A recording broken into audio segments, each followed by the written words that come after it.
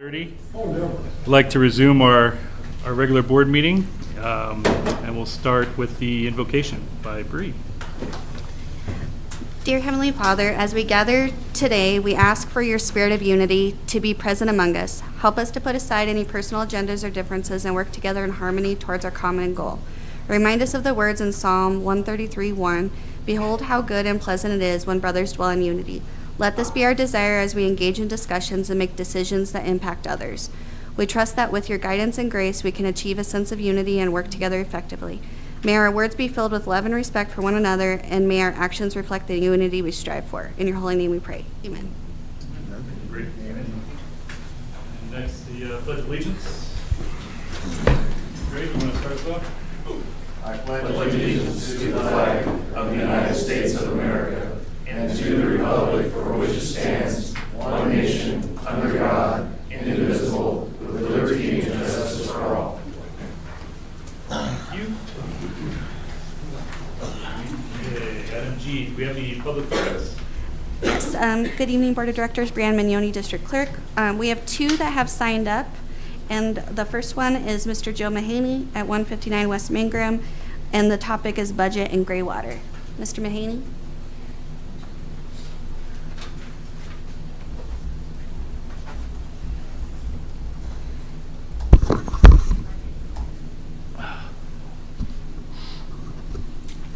Well, since I listed the budget first, I'll mention that. I understand we're going to have a budget presentation tonight. I've been assured that this budget's going to be a little more transparent and won't have any creative accounting in it, I guess I would call it. Anyway, I look forward to the budget, want to know when I can get a copy of it. This is a temporary budget. Where can I find a copy of it? The second issue I'm concerned about is gray water. I attended the work session Friday, and there was a presentation on gray water, and part of it was a representation that legal was concerned that if we start using gray water or condone it or whatever, that it might trigger a loss of water rights, or at least another trip to water court to be concerned about some changes in our water. I look forward to hearing the presentation of that tonight, but the thing that really bothers me, Pueblo West has been using gray water for as long as I can remember. The golf course is watered with gray water. Now, depends on your categories how you list water. It's either potable water or non-potable water or gray water or black water. Black water is got raw sewage in it. Gray water has been somehow sanitized or is somewhat sanitary, but the water we get out of the reservoir is gray water in effect. We pump that directly to the golf course, and there are people on the north side that would benefit by using gray water. They're saturating their leach fields where they're in a septic situation, in a heavily, some people call it bentonite, I call it heavy clay, but at any rate, when you saturate a leach field, you've got a mess on your hands. And gray water, if you properly use it, mainly my recommendation is to separate the water coming out of your washing machine and irrigate your lawn and garden and whatever with the water out of the washing machine. That would save, if people are on a septic system, they consume all the water that goes in anyway. So that's really not a consumption issue. If you're on a sewer and you use gray water, that protects our water treatment plant from as many chemicals having to be used to reduce the nitrates and phosphates, which is soap. What you use in your washing machine, what comes out of your washing machine is, farmers would call it fertilizer. They wouldn't call it filth or whatever. So anyway, I'm looking forward to hearing the presentation on that, and I hope we think about advocating gray water. Thank you, Joe. Thank you. Thanks, Joe. And Vice President Axworthy, we have one more that signed up for public comment, and that's Trinity Smith, 654 South Bureau Drive, and it's about the intergovernmental agreement with the Pueblo Regional Building. Good afternoon, Trinity Smith, 654 Southborough Drive. It was my understanding that the Regional Building Department was going to present tonight on maintaining the intergovernmental agreement with Pueblo West Metro so they can maintain the inspections. I want to speak in favor of Pueblo Regional Building Department. I think that the Pueblo County, what they're doing was good initiative, but ultimately bad judgment. For all intents and purposes, I'm more of a hobby builder. I only build 1 or 2 houses, maybe a year, but the process is simple. We get inspections when we call for inspections. The way the county is looking to set that up with minimal inspectors, not to get cliche, but time is money. And if we're sitting there constantly waiting for inspectors to show up, we're losing money and we can't move along in the process. With regional building, they have a full staff.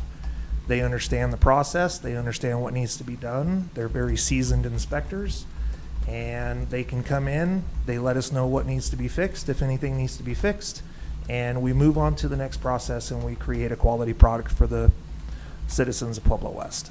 So ultimately, I just want to speak in favor of maintaining the agreement with Regional Building Department.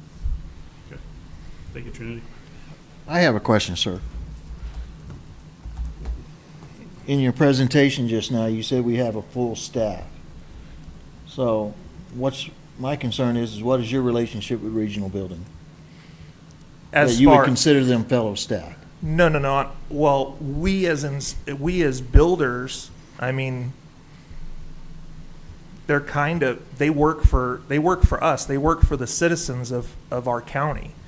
And so we, in general, we have a full staff that is present at Regional Building Department. They've got 3 or 4 inspectors in each division, opposed to 1 inspector in the division. It's just, they're fully staffed. I mean, it's great. When you call at 7 a.m. or you put your inspection request in that morning or the night before, you know you're getting an inspection that next day, and you can plan for that. I think that what the county's doing is premature, and I think that they're going to be overwhelmed. Okay, in my 34 years of federal employment and working for the government, I find that government becomes routinely complacent, and with that, they lose the ability to communicate in relationship with those who are directly affected. And then at the same time, with that complacency, what transpires is they forget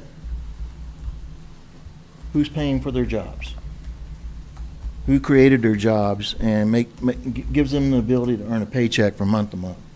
So I would hope to see that community ties are strengthened by Regional Building. I think this is a great opportunity in the negotiating process, because most builders are aware of the inefficiencies of regional building. There are some, just like any business, just like any corporation. And I think that this would be a great opportunity for regional building and for the Metro Department to be able to come together and understand what some of those things are, so that way they could better serve our community. Fair. Appreciate it. Thank you. Thank you. Anyone else? No, sir. Okay. All right, next, I'd like a motion for approval of the consent agenda. I'll make a motion for approval of the consent agenda. A second. All those in favor? Aye. Moving on. Introduction of new employees by Jessica Payne.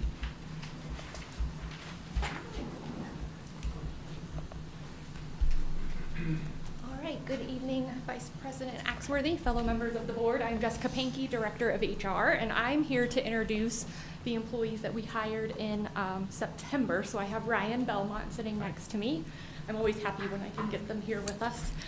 So she was hired on September 2nd as our lab technician for the water department. She holds a bachelor's degree in biology from Regis University, and most recently worked for an aquatic toxologist lab tech for Seacrest Group. So very excited to have her join the water team and see what she can do. Would you like to say anything? I'd just like to thank the board for the opportunity, and I look forward to working with the Metro. Thank you so much. Thank you. Thank you. Welcome aboard. Next, we have special presentations.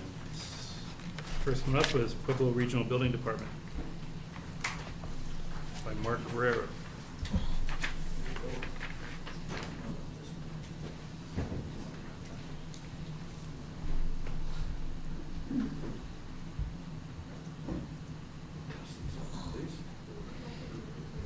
Yes, that'd be nice.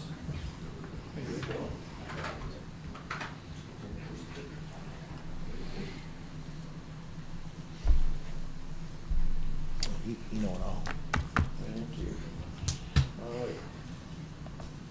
Well, thank you, Pueblo West Metropolitan Board, for allowing us to come in here and maybe throw some clarification on some emails and stuff we sent earlier, in August about the services that we provide. I'm going to change it up a little bit in my presentation. I want to introduce to you Nick Panunzio with Premier Homes and Dustin Jones with Drop Time Construction. They represent a couple of our home builders, and traditionally they're in the top 4 builders of Pueblo West. Pueblo West is very important to us, as we know that 78% of the homes that are being built in Pueblo are being built in Pueblo West. And so I'd like Nick and Dustin to take over a little bit and have their say. Well, I've been building in Pueblo West since 1993, so 33 years. Regional Building has been the inspector in all of Pueblo County for all that time, which makes it pretty seamless. So whatever codes we're on in the city, we're then the same in the county, Pueblo West, wherever we're at. They were formed many, many years ago by the city and the county to be self-supporting, and they have done that. And their only revenue is from permits and licenses from contractors. And so neither the city nor the county give them any money to run their operation. So we've had a real good relationship with them. They're really fair, they're honest, and as the previous gentleman said, if we call for an inspection the day before, they show up the next day. That's really critical to keep the house moving, and because sometimes, like if I build in Custer County and I'm using state inspectors, I only get a Tuesday or Thursday inspection, and that's cumbersome. And this county is really big, so if you're not staffed to the level that Pueblo Regional is, there's going to be some shortcomings. So all I want to put out there is, no matter what happens, if we have 2 building authorities, it's going to cost more. I'm going to have for sure 2 licenses, so I'm going to double pay on licenses. And if they're not making money to support their organization, they're going to have to raise their permit fees. So permit fees in the city and the Pueblo West and anywhere in the county are identical for a building permit. Tap fees and all that change based on wherever you're building at. So that's just my 2 cents worth on it, and I'd welcome any questions if anybody has any. Your first name's Nick? Nick, yes, sir. What's your last name, sir? Panunzio, Could you spell that for me? P-A-N-N-U-N-Z-I-O.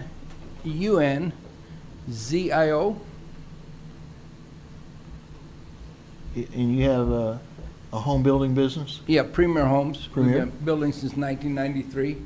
We've been the largest or second largest builder all those years. Okay. Thank you very much, sir. I'm not going to pretend to know everybody who's here tonight, so I'll probably be asking others for their names and the title of their businesses also, just to familiarize myself. Thank you. My name is Dustin Jones. My company is Drop Tine Construction. I started it 10 years ago right here in Pueblo West. So for 10 years, 98% of my business has been here in Pueblo West. With regional building, they've allowed me to grow exponentially and provide, my services in our community. The biggest part of that, like Nick touched on, is time. I'm a custom home builder and also a spec home builder, but with these custom homes, a lot of people come here to retire, and I build a lot of those houses. It's one of my main markets. And with that, being able to build a house in 100 days, 120 days, that's kind of how I make my money. If it goes longer than that, then, it's more cost, more interest with banks, more stuff like that. And being able to offer that service to customers where, we can have your house in 4 or 5 months is a key part of that. Being able to get inspections the next day, like the other gentleman touched on, that's a huge part of it. And then besides that is just having confidence in my clientele that, we're building a quality product. When we have licensed inspectors in every facet of the home building, they can rest assured that, they have their trust in me, but there's also a governing body that's watching over the process as well that has their best interests in mind. I think it improves our home values. It lets us put out a higher quality product, and not just with me, like we know at this point what we're doing, but they also service, these self-builders tremendously. People do pull self-permits and they build their own home, and a lot of them do not have experience like we do. And these inspectors, they work with them from start to finish, making sure that, they're doing it correctly and they're building a safe, long-lasting product that if they turn and sell, that the next person, is going to buy a product that has been thoroughly inspected and is a quality build from start to finish.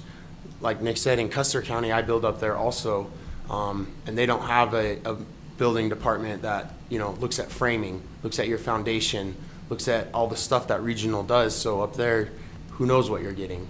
But in here in our community, our homes are built on a solid foundation, and a key part of that is having regional building and having them there the entire process, and it's all documented. Everything is there. You go online, it's all public record. Type an address in, pull up all the inspections on it through regional. You can see who inspected it, what they found, what they had fixed from start to finish. So it's really a seamless process, and it's very, very transparent. And with me, I was green 10 years ago, and these guys, they helped me get to where I am because they do teach you, they do have that relationship. I got a piece of paper from, a college institution, but I didn't know how to swing a hammer. So, having guidance with the building department, rest assured that, we're putting out quality products. How many homes you got currently going on in Pueblo West? I think to my mind and driving around, you have 4 going on about that I know of? Right now, we have 4. We have 4 in active construction, and I have 3 on the market. So I have a total of 7 out here in Pueblo West. So you're kind of living the dream now, aren't you? Not as good as COVID years, but get that interest rate down a little bit, and I'll be living the dream again. But that's all right. I like the name Drop Tine. I love hunting. yeah, Yeah. you can tell right away when somebody says it if they know what it means or if it doesn't. So appreciate it. All right. Good job there, sir. Thank you for allowing me to bring our customers, our friends, your clients as well. My name is Mark Guerrero. I'm a certified chief building official, and I'm also a licensed architect since 1996. I was born and raised here in Pueblo, and I'd kind of like to introduce you to my staff. And Mr. Roberts, I have a cheat sheet too, see, so I know who you guys are. I kind of looked you up too. So currently we have 25 people, 25 individuals that have, jobs and homes and mortgages and kids and all of that. And I'd like to introduce you. I'm Mark Guerrero. I'm up there on the left. But I have my front office staff, which is my front line. They deal with licensing and permits and just different violations that come in. And you know what? I was very happy, and I don't know this gentleman yet, but I'm going to get to know him when he said, "We do this." One of my permit techs, when they greeted their customer, they said, "What are we building today?" And that's really the attitude Pueblo Regional has had, and we've been in business for, last 42 years. And it's been an evolution. And so I'd like to introduce the rest of my staff. Upper left, right-hand corner, I have my building inspectors. They were all general contractors before they came to regional. Then they had to take their certifications through International Code Council. So they're certified inspectors and they're certified plan reviewers as well. Down below there on the lower right is my mechanical folks. Again, they were contractors before they came to Pueblo Regional. Then they were masters in their trade, in their mechanical trade, and then they took their certifications for inspection and plan review. And then the next one, if I do this right, there we go. That's our planners. A couple of them used to work for architectural firms, and a couple of them were contractors, and some of them almost achieved the status of licensed architect as well. So they have that ability to really read drawings and know what they would do if they were drawing the drawings, type of thing. Again, they're certified with International Code Council. We require that of their employment, so we know that we have quality people. Let's see. Okay, great. Upper left-hand corner are my team of electricians, and lower left-hand corner are my team of plumbers. Again, all contractors before they started, they're masters in their trades. They're certified International Code Council inspectors and plan reviewers. And in the lower right-hand corner is my entire IT department, Corey Bassett. But he's got a friend in Florida that does Zoom, and he helps me with my IT. So he takes care of our entire IT, from emails to everything that we need, presentations like this. I'm very proud of our folks, and again, as a licensed architect, I was in the private sector for quite some time, and I had to go through different building departments throughout the country, as a corporate architect. And so I've been a customer of different building departments, but I've also been a registered architect that has had to lead engineers, electrical, mechanical, plumbing, civil, landscape architect engineers, to create a set of drawings to submit to the building department. And one of the things I would do for my client is I'd make sure I go, the first trip is I would go to their building department and figure it out what they needed from me. And Sorry, Mark. Sorry, gentlemen, would you mind letting them speak, please? Appreciate it. I would go to their building department and network and meet the people, because it's all about people and networking, And this was before, I grew up and we didn't have cell phones, we didn't have computers. I was a hand drafter, okay? So networking is the most important thing to me. And so I could be in my office in the morning, I can call Seattle. Mid-morning, I could call Phoenix, go back to Denver and do theirs, maybe call Pueblo. It all have to be from my office. I wasn't in their office physically. It was something that I would need to do. Now, I would go to the building department and get my plans done first, so I could then send those plans out to bid. And the reason I did that is because I wouldn't get change orders as much, right? Because the building department is your quality control. It's just like Dustin was saying. So in the plan review process, we're the quality control to get the plans correct, right? Then in the construction process, we're the quality control for the contractors to say, you might have a green plumber over here because he plumbed us this way and it really needs to be that way. Before all the walls are covered up and before it's a big cost and expense, we've noted that. And it's real-time deal where they can look up online and say, oh, did I pass my inspection today?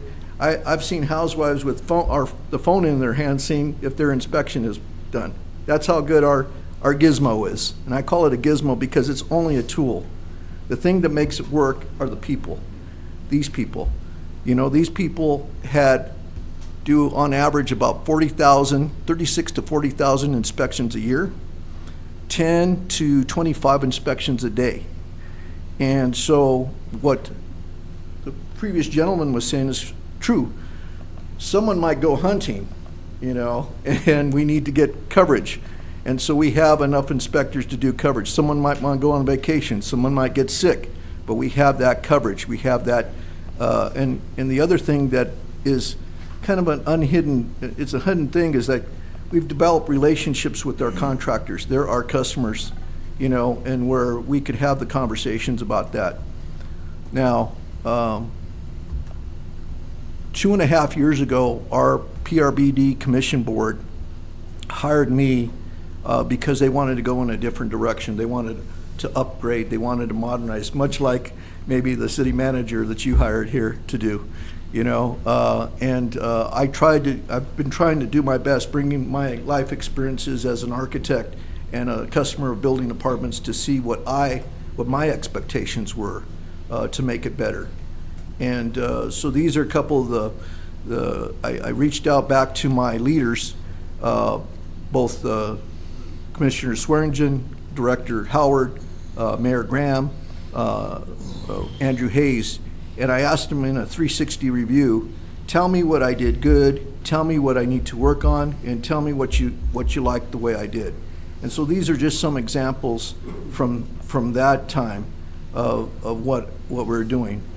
I've been trying to bring in a more modern kind of attitude to the Pueblo Regional Building Department. That's what my commission wanted me to do. Emails were a huge thing to overcome. They had not used emails before, and so we're getting better at that.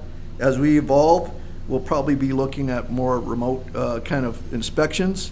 But one of the things that is nice is that you know, you don't bring a knife to a gunfight. So when you go out and inspect an electrical deal, and there's a master contractor on the site, I have a master inspector, so they can talk mano a mano and make sure everything's good. Now, the other thing we've done is we've looked at our customer service abilities. We've adopted the inspector skills ICC manual of how to be polite and how to de-escalate conversations and how to communicate better. We've hired a separate HR firm to help us with training on how to do supervision, how to do communication, conflict resolution, that sort of thing. So we're really putting ourselves out there. I personally come from, my last job was executive director of architecture for Anschutz Medical Campus, and it was all about networking there. So when I came to Pueblo, I made sure I made contact with the Pueblo Home Builders Association, the General Contractors Association, Chamber of Commerce, Latino Chamber of Commerce, Downtown Association, that sort of thing, because I want to reach out to the community and make sure that I am their servant as a entity for the building department. May I have the next slide, please? This is our commission. These are the folks that hired me, and the way it was organized 42 years ago was the city of Pueblo and the county of Pueblo decided, hey, let's pull our resources together. Instead of having 2 building officials, let's have 1 building official. Let's have that. But so you have 3 city appointments that tell us what to do. We have 3 county appointments that tell us what to do, and we have a city council person and a commissioner, and then a common joint appointment. And we meet once a month, just like you all do, and give direction to me. I give monthly reports on the budget, what's happening, how we're doing outreach, how we're resolving conflicts and issues, that sort of thing. We have the next slide. Say someone disagrees with my chain of command. I know the folks here at the board know about chain of command. So ideally, the way it would work is you'd have an inspector give his verdict, and if the owner didn't like that, then you bring in the master chief to have that conversation. And if they still didn't like it, then they bring me in, and we'd all work together. My goal is to resolve the problem to code, you know, and all our expectations are is minimum code. But if there's still a disagreement, they can go to any of these boards, the specific board. There's building board, mechanical board, electrical board, or plumbing board. And all these boards are made up, as you can see, of both engineers, journeymen, and contractors. So say you're a mechanical contractor and you want to make a case, you don't want to be talking to an architect. You want to be talking to a subject matter specific sort of fellow, right? And get an honest appraisal of that. And so it's all about being fair, you know, and being open and having access. We also think this is an important thing that we have because it's an outreach to our communities. We have a mechanical community, we have an electrical community, we have a plumbing community, and we have a board community, you know, a building community. And by being networked that way, maybe have the next slide, please.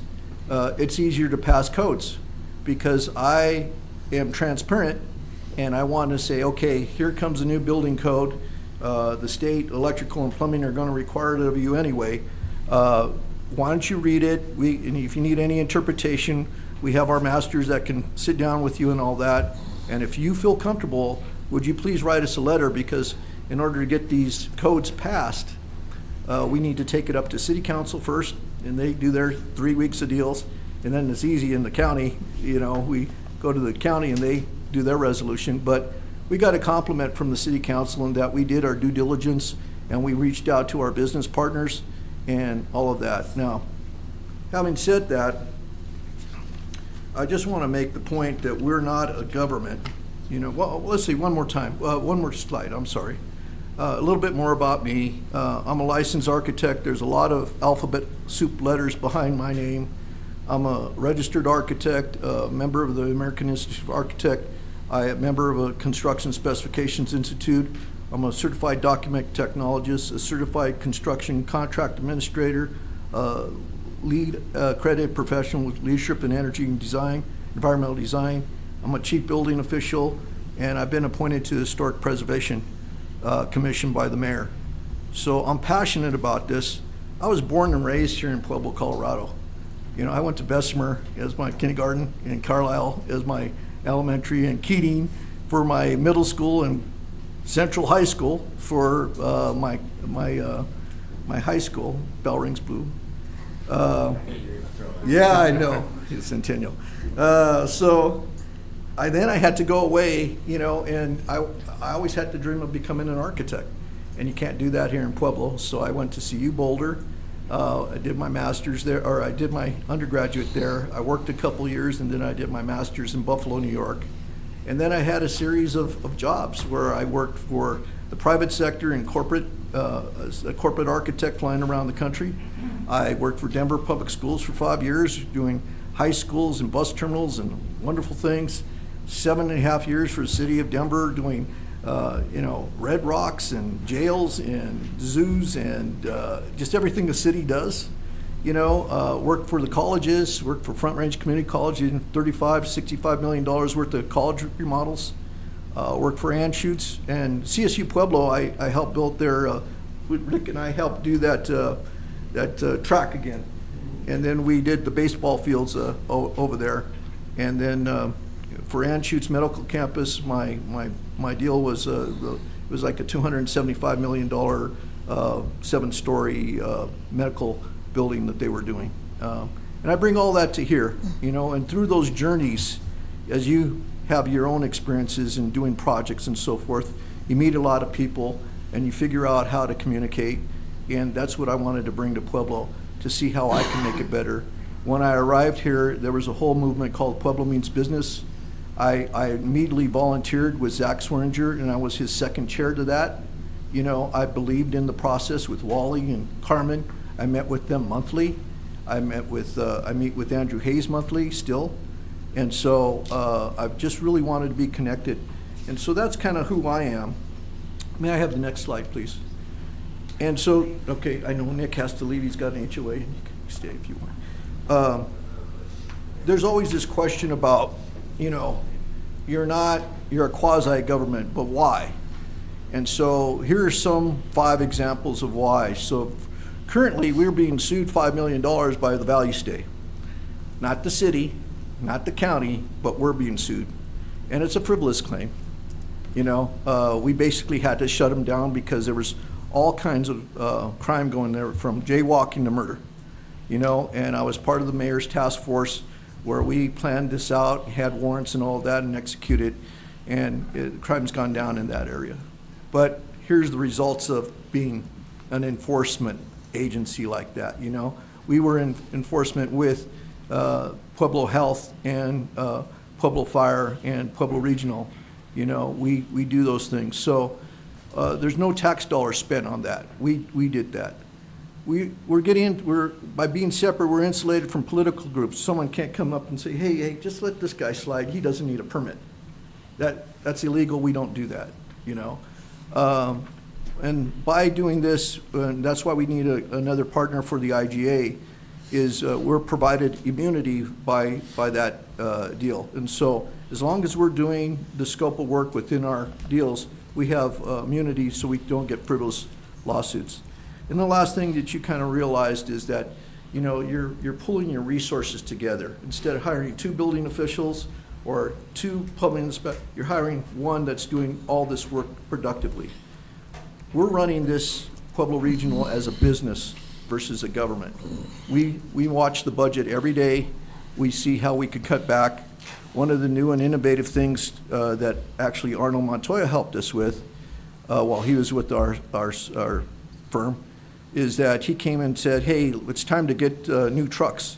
I said, let's ask the question about the electronic vehicles. And I said, I don't want it to be a political thing. I want it to be a business thing where it makes sense. I'm happy to report that after all of that, we're spending a third of what we were spending on transportation with our electric trucks because it happens to work for our business plan. What happens is, like the gentleman said, if you call from 7:30 to 8:30 in the morning, you can get your inspection actually same day. If you call after 8:30, it's the next day.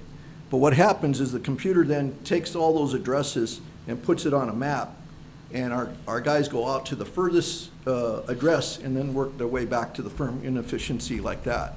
See, and it's all GPS, we have them tracked, that sort of thing.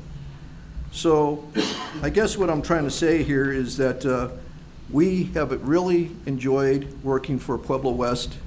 40% of my staff are Pueblo West residents.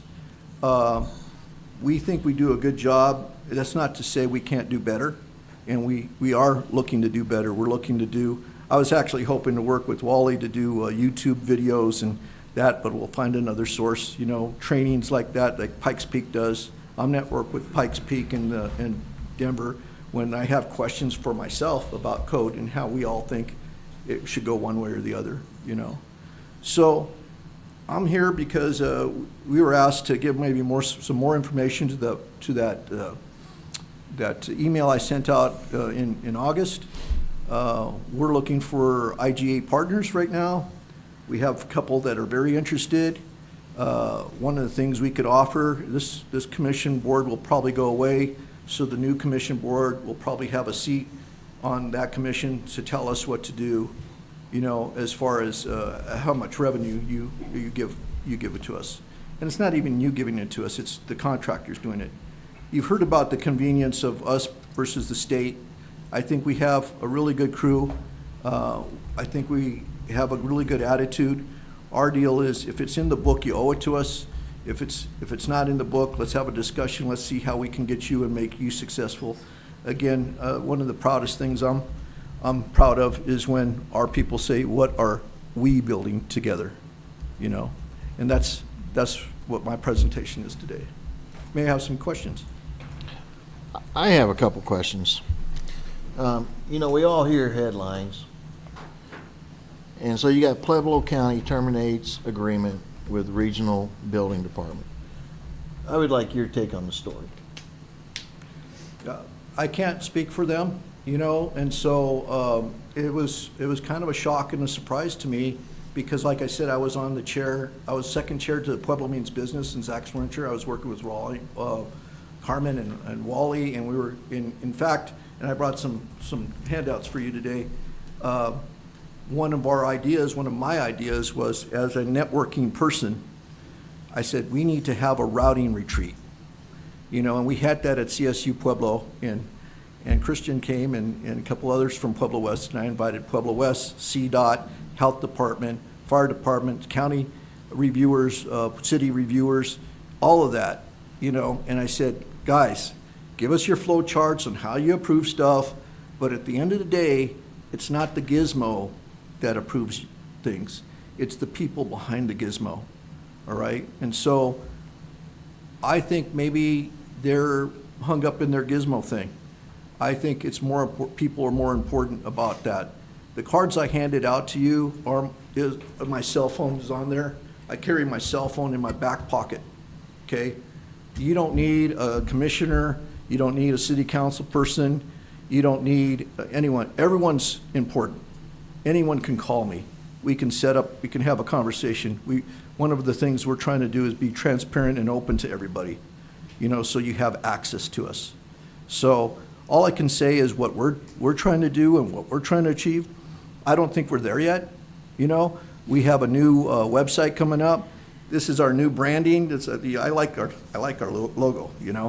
Everywhere I go in Pueblo, I see Pikes Peak, and to have the buildings in front of it and the Pueblo Sun there, that's our logo. But I can't speak for the county, and I won't. But I'm telling you here what we're prepared to do. Okay, thank you. Any other questions? Go for it. Thanks, Mark. Let's see, I was taking down a bunch of notes here. So, Greg asked one of my questions. Thank you, sir.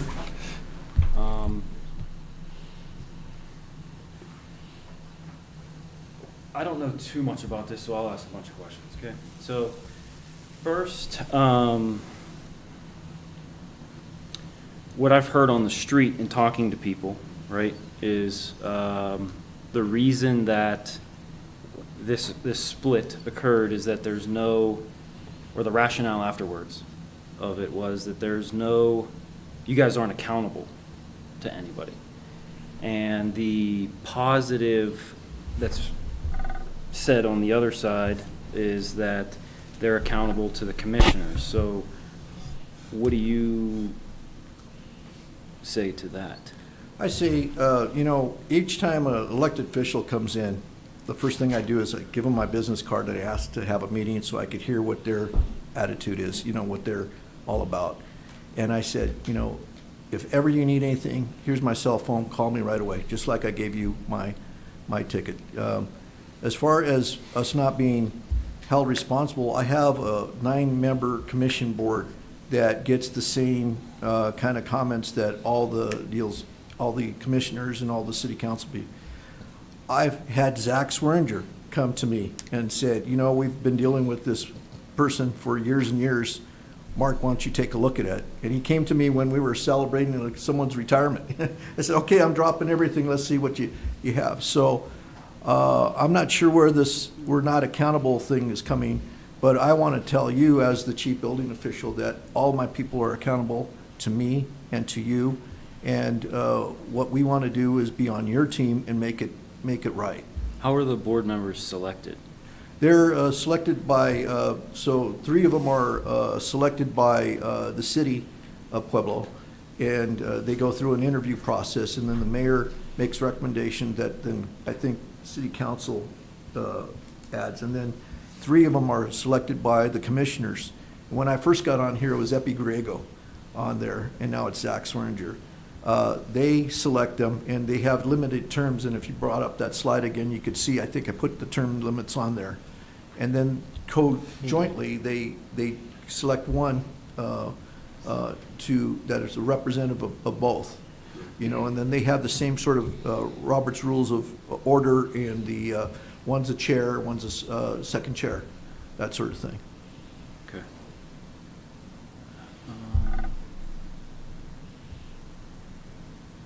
And then you guys are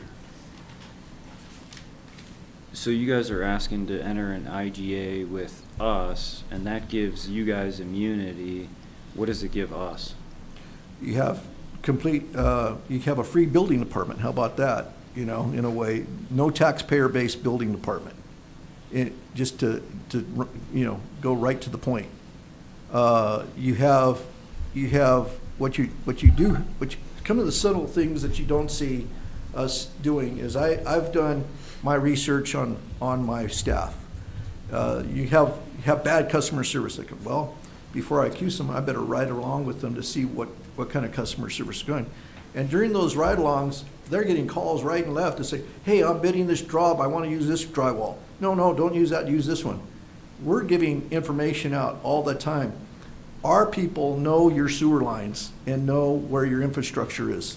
So there's a lot of things that, you know, life experience and things that you'd be losing with our building department that's been here for 40 years. You know, again, you could come down and see us. Dustin was right. The biggest home builder is actually the South Home Builder, you know, where we have to, sometimes it's funny because I'll come and see the construction site, and on the back of the permit card, I have plumbing diagrams of how the homeowner needs to build it, that's never built something before, you know. So you're getting that level of knowledge and that level of expertise, all for no taxpayer dollar costs. The county has a,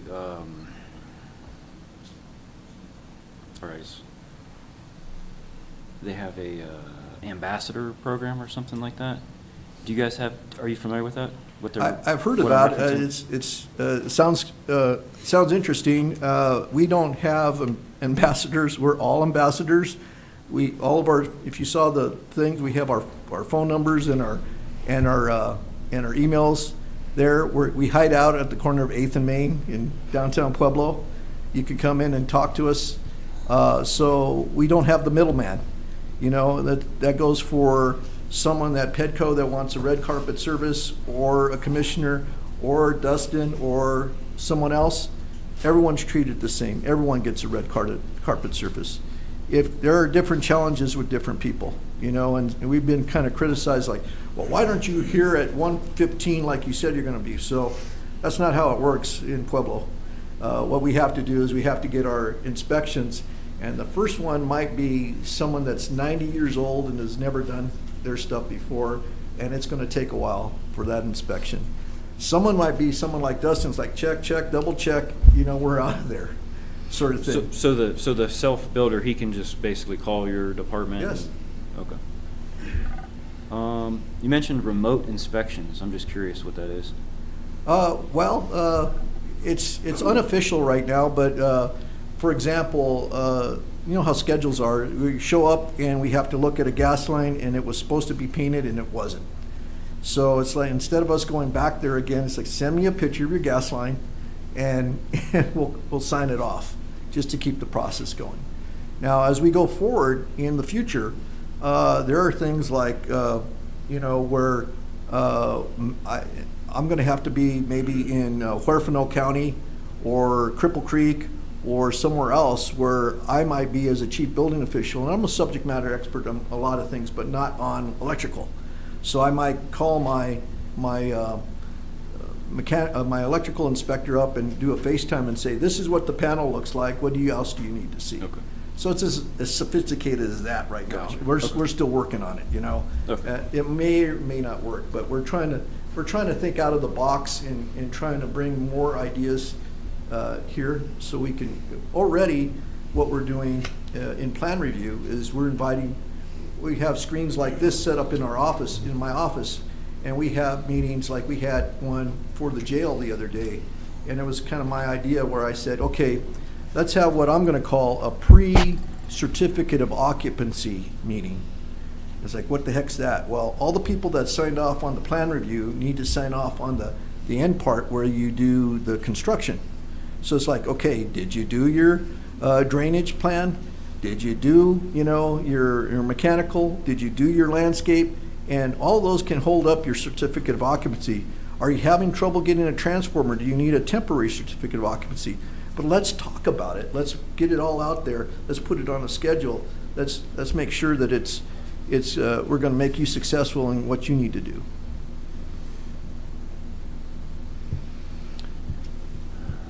Are you, were you hired, or how did they hired you? Yeah, it's kind of funny because usually when you look for ads, they're on the website, right?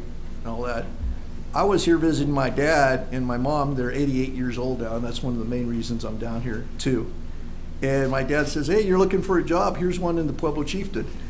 And they were advertising for chief building official at the time. And I cut it out and I sent in my application and all of that. And again, the commission had been looking for quite some time, but they wanted someone that could take Pueblo Regional to the next level, you know. And so that's been my mission, to do outreach, to do the logo, to connect with the home builders, to connect with the general contractors, whoever will have me talk to them and show them that we're trying to be a community resource. We're not trying to be a dictator. You know, we're one of the training things I did with my inspectors early is like, don't get it into a personal thing. If there's an issue, get the code book out and show them in black and white where it is.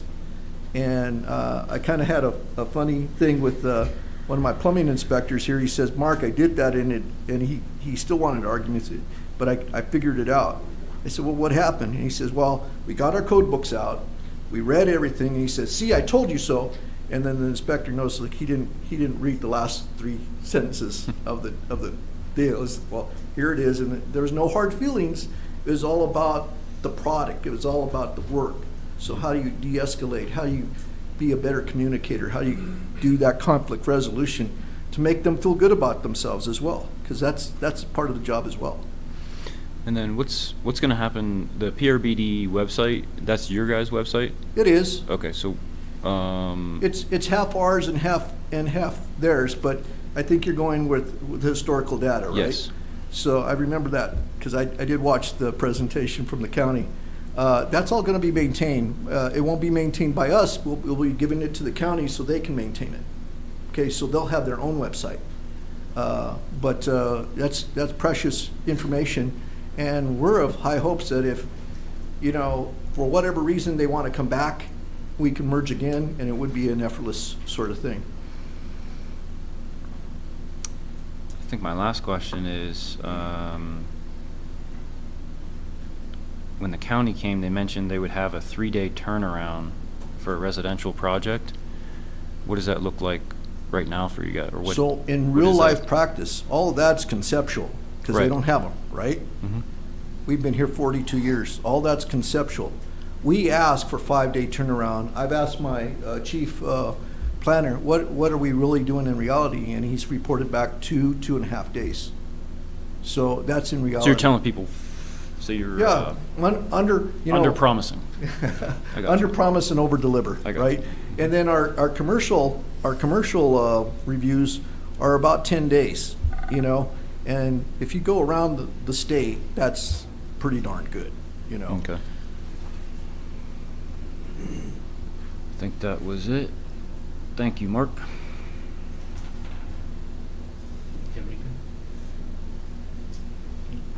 Nothing else? I'm good. All right. I think Chris covered a lot of the questions I had myself. We have a lot of discussions to be had regarding how to move forward.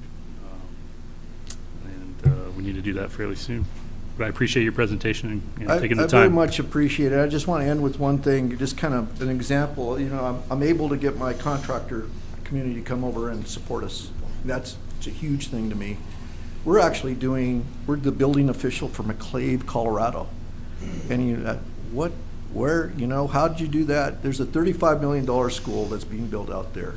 And one of our local contractors said, "We want you to be the building official." I said, "What are you talking about? You were clear here in Pueblo, Colorado." He said, "No, you could do an MOU and we want you to do it." I said, "Well, why would you do that?"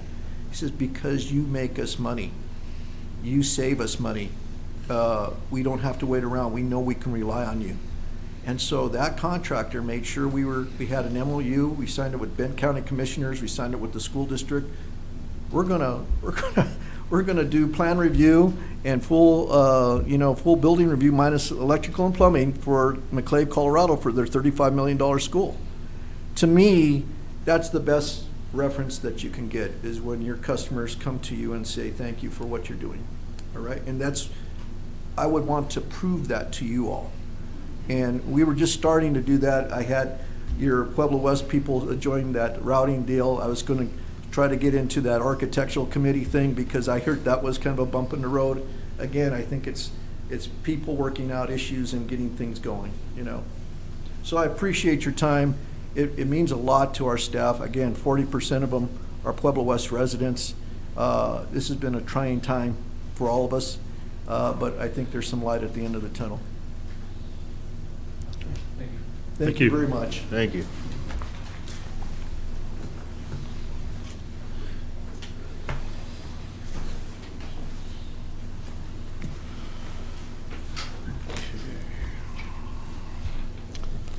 Okay, so next we have the 2026 proposed annual budget presented by Karen Cordova.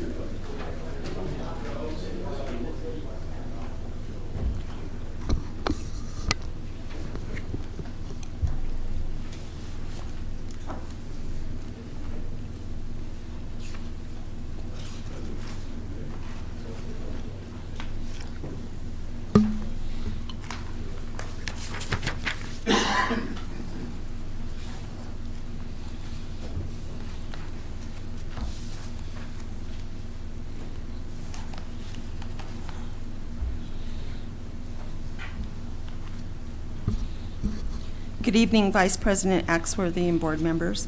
Karen Cordova, Finance Director, here to present the highlights of the 2026 proposed budget.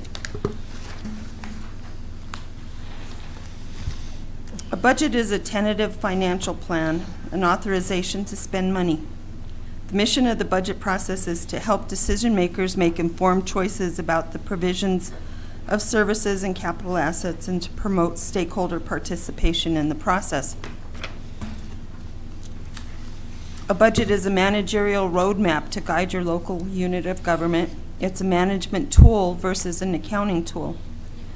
The budget is a guidance document that can be amended as the financial landscape changes. For example, if we were to receive unexpected grant funding, additional state revenue, any tax changes or unplanned needs, we would be able to amend the budget for those items. The next two slides, they outline the legal requirements for governments with regards to preparing and submitting their budgets to the state of Colorado. I won't read them for you. They're rather lengthy, so I'll let you take a look at those. The 2026 budget was prepared with input from a budget committee, which consisted of 2 board members, the district's senior leadership, and 1 community member. We focused on capital projects, long-term capital planning. We adjusted staff and needs for department restructuring that occurred in 2025. The organizational chart remained the same in 2026 as in 2025. It begins with the citizens of Pueblo West and continues down to each department. The next few slides discuss the 2026 proposed salary and benefits. The proposed budget includes the following assumptions: a cost of living adjustment of 2.2%, health insurance increase of 7.8%, FPPA contribution increase of 0.5%, dental insurance increase of 5%, and the use of the compensation ratio metric.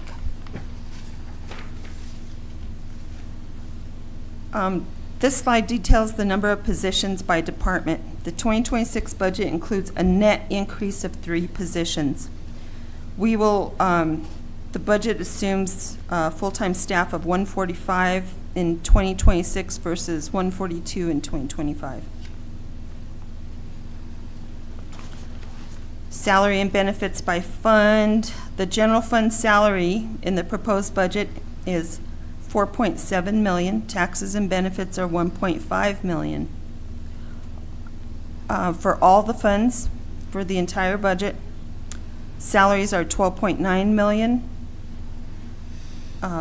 Taxes and benefits, $4 million, for a total of almost $17 million for salaries and benefits.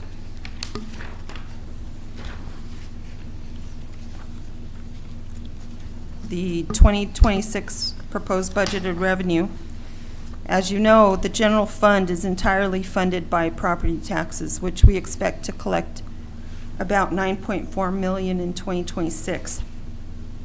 Other revenue sources include parks and recreation revenue for activities and rentals, miscellaneous taxes such as marijuana excise tax, and revenue from charges for services such as water and sewer fees charged to customers.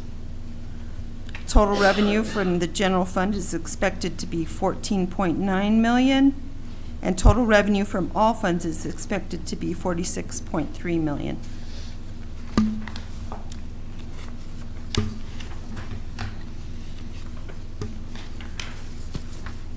Expenditures, the 2026 expenditures are summarized by, go ahead, Bree, to the next slide. Another one. Expenditures are summarized by personnel, operating, capital, and transfers. The general fund total expenditures are $18.3 million, while expenditures for all funds total $92 million.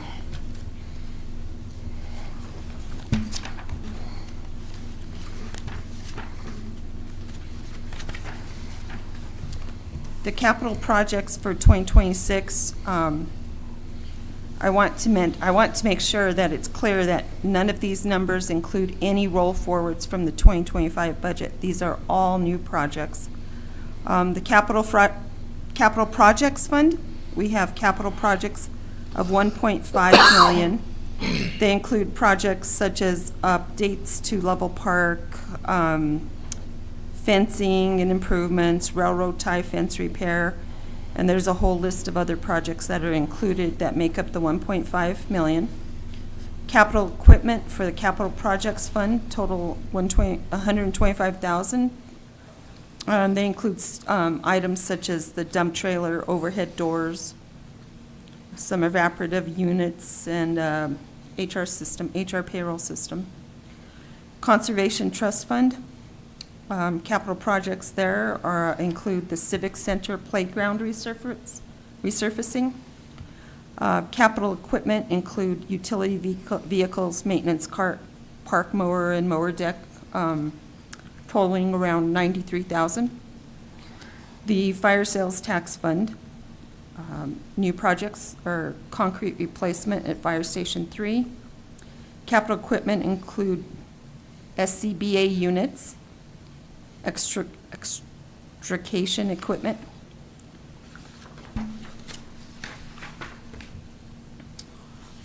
The Water Enterprise Fund, capital projects are expected to total $14.4 million. They include well development, filter rehabilitation, looping water mains, clarifiers, additional costs for Tank 140 and some looping water mains and filter rehabilitation. Capital equipment in the water fund include river pumps, scrubbers, generators, skid steers. That cost is expected to be about $1 million. Wastewater capital projects, upgrade of the UV project, and cured in place pipeline and manhole linings. Those projects are expected to cost around $2.1 million. Capital equipment, there's several pieces of equipment in the wastewater fund. Camera for an inspection van, belt filter, pump replacement, coolers, a backhoe. Those costs are expected to be about 1.3 million.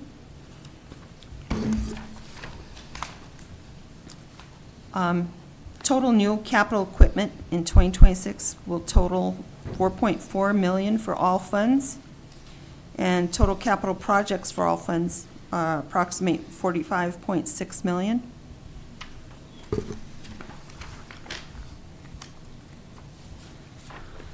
Okay, our fund balance, the district's fund balance target reserve policy requires that our fund balance have at least 3 months or 25% of operating expenses. We set aside 3% of expenses for Tabor. We also are required to set aside any legally or contractually required obligations, 2% of our prior year's net assets, and an additional $500,000. This requirement applies to the general fund, the water fund, and the wastewater fund. Okay. Each year, we must have a balanced budget, either by ensuring that estimated revenues equal estimated expenses, or we balance the budget by using the fund balance.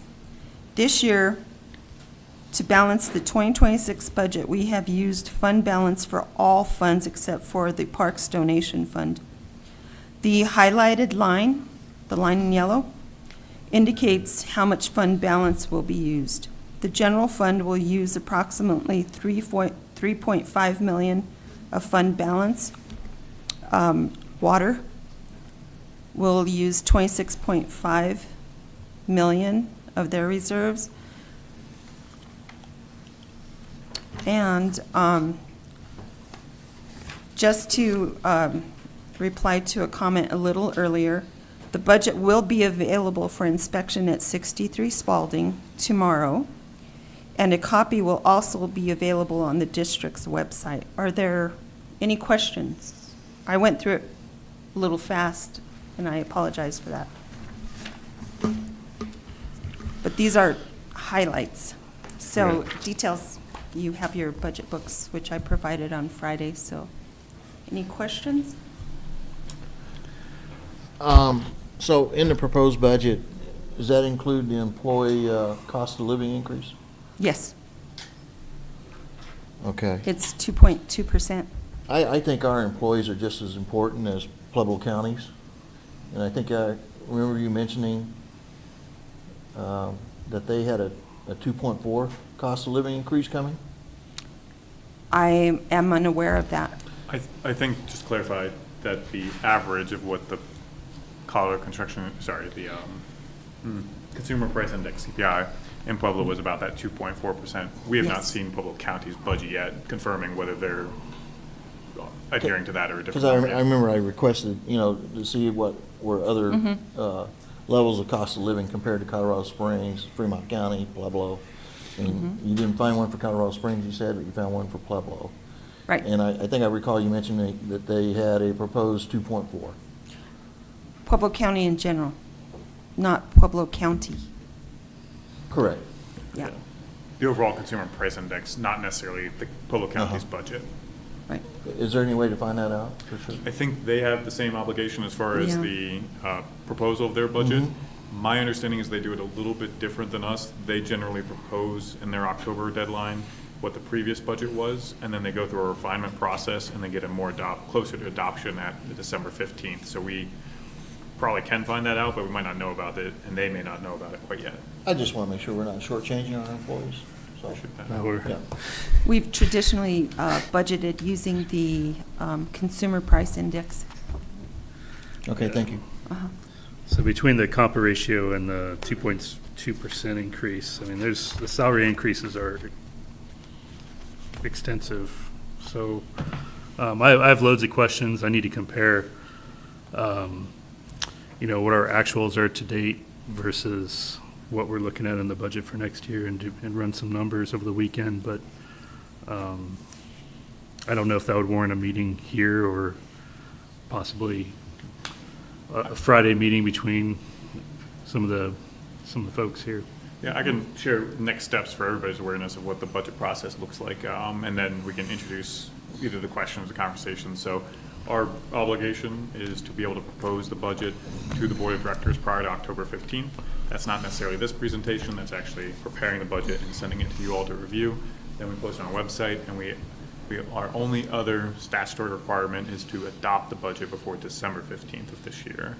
And that includes a public hearing, and that's anticipated for our one meeting in December. What we typically do in between this process is you've all been presented a 300-plus page document. Understand there's questions and review period for that. Typically in November, we do host another public meeting to discuss if there's anything that you have questions about as another public opportunity to process, but that doesn't bar any conversations that can happen in between that. So especially if you would like to go more in depth, being newer to the board, or even still on the board for multiple budget proposals, we can always host those and have those as part of our Friday conversations that happen monthly, or we can schedule another time that would work, and then we can still have that November conversation as well. Sounds good. Any other questions? No? Okay. Thank you, Karen. Thank you. Thank you. Thank you. All right, next up, the 2025 CIP analysis. Sherry Reed and Sean Winters.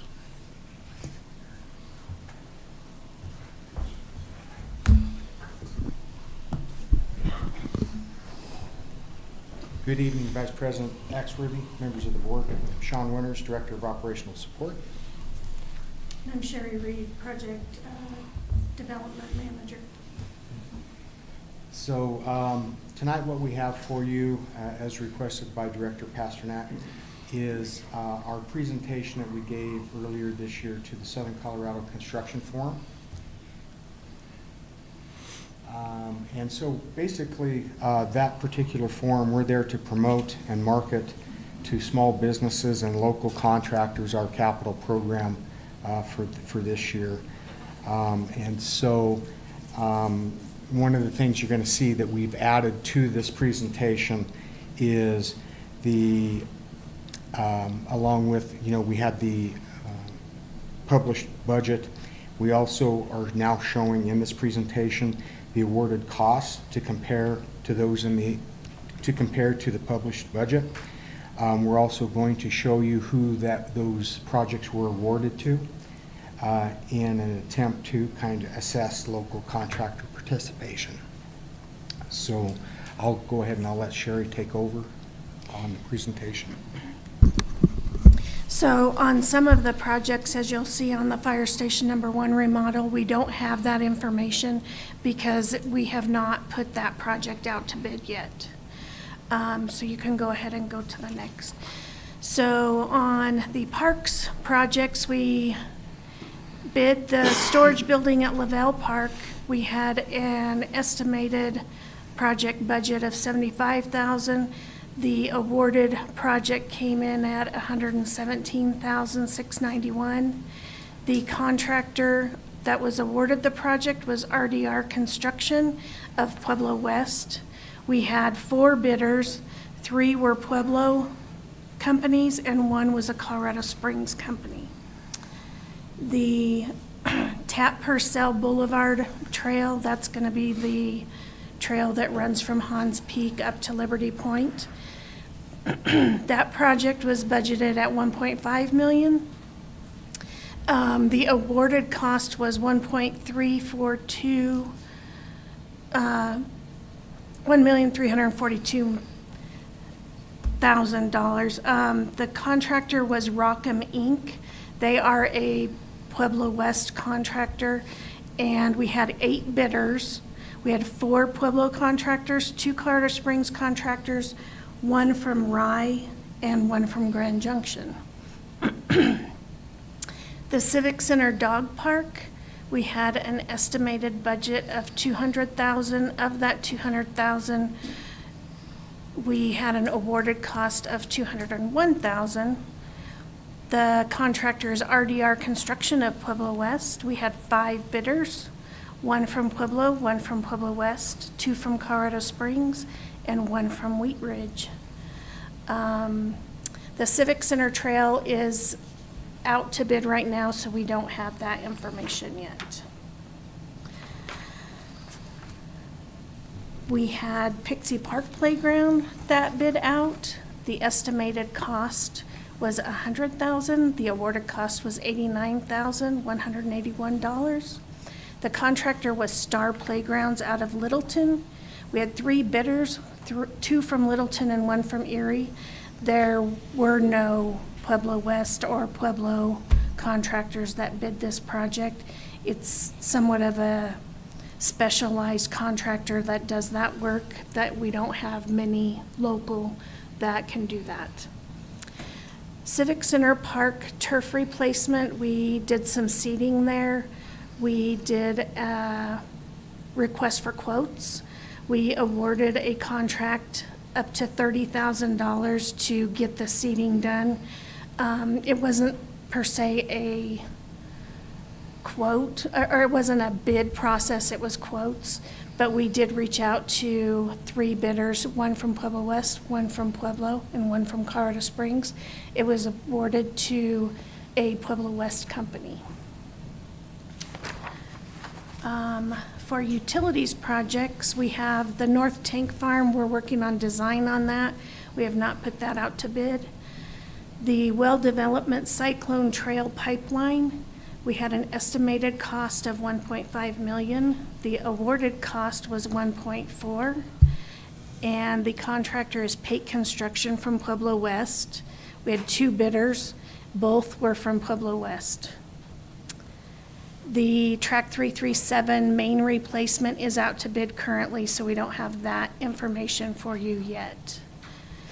The Purcell transmission main that we're under contract with right now had an estimated cost of $4.9 million. The awarded contract was $1.941 million. The contractor is Miller Pipeline from Pueblo West. We had 2 bidders. Both were from Pueblo West. The looping water main for Frying Pan and Tenderfoot is still under design, getting ready to go out in the next month or so. Director Roberts, you had a question? Sorry. I was looking at the project, cost on that Purcell transmission line. Mm-hmm. Can you give us a good explanation why there's $3 million unaccounted for? The biggest reason is it was a local contractor. They don't have to have a staging site. They didn't have to bring in a trailer. They were hungry for the work. It's a huge cost savings. I mean, It is. that's exactly what I'm looking for. Yep. That is awesome. Thank you. You can go to the next. The filter rehabilitation 11 and 12, that project was estimated at $700,000. We had not completed the 2024 rehabilitation project at that point. So when we estimated the cost, we were unaware of what extras we were going to need in doing this project. The awarded cost came in at $811,000, and it is a very specialized contractor, Spiegel Industrial, that put in a bid for that. It was Spiegel and JT Thorpe, and they work side by side, and so that's why they were awarded the contract. They are out of Steamboat Springs. The reconstruction of Homer Roadway, that project was estimated at $620,000. It was awarded at $403,000 to a somewhat local contractor, United, from Canyon City. We had 2 bidders. One was Canyon City and one was Centennial. The repair of Coyote Trail, that was estimated at $185,000. It was awarded at $67,877. We were somewhat concerned about Rockham Inc. out of Pueblo West when the bid came in so low. They have done wonderfully. We don't have any problems with them. We had 5 bidders, 1 from Canyon, 2 from Pueblo, and 2 from Pueblo West. The railroad tie fence repair, we actually, when we put it out the first time, we had no bidders. We put it out again and was able to get 1 bidder. They are from Colorado Springs. We had an estimated cost of $110,000. It came in at $50,899. And they have done a good job. It's complete, just so you know, Mr. Roberts. I've been watching them. So we are complete with that project. And they did say they underbid that project. It was a lot more work than they expected. But as you can see, we have a lot of local contractors bidding our projects. And a large reason why is because we go to the Small Business Development Commission and we present this slideshow at the beginning of the year saying, this is what we're getting ready to do this year. It puts them on alert. They're looking for our bids on Rocky Mountain BidNet. And even though we do give them our proposed budget, you can tell they're not bidding up to it. So we feel fairly confident that even though the number's out there, what our proposed budget is, it doesn't sway them. And I know in the future, were you getting ready to say something, Rodney? No, go ahead. That was your baby before, go ahead. How long had you been posting these, how long has it been since you've been posting these numbers up before we got here? Has it been a year? The numbers for 2025 would have been available last year. Right, but when you started posting the numbers, how long had it been before, when you started posting those numbers? They get posted, well, when did we went in March? Were you not doing this prior to? Well, project development was only created the beginning of 2024. So the word might not have got out about this stuff. Some of these are pretty high comparatively, and some of them are almost right there at our asking points. I mean, But the we don't know what they're going to be looking at or how they're going to be looking at it. That's just my only concern about that. So a little bit of data on that. Of the 11 projects that we talked about in that slideshow, we had 3 of them that were above the budget number. We had 8 of them that were under the budget number. When were they awarded? Excuse me? Dates and when they were awarded. When were they awarded the projects? So. Like season-wise? Is that Correct. what you're asking? Yeah, so when we go to dates, so this one was awarded at this time, it was posted at this time, it was awarded at this time.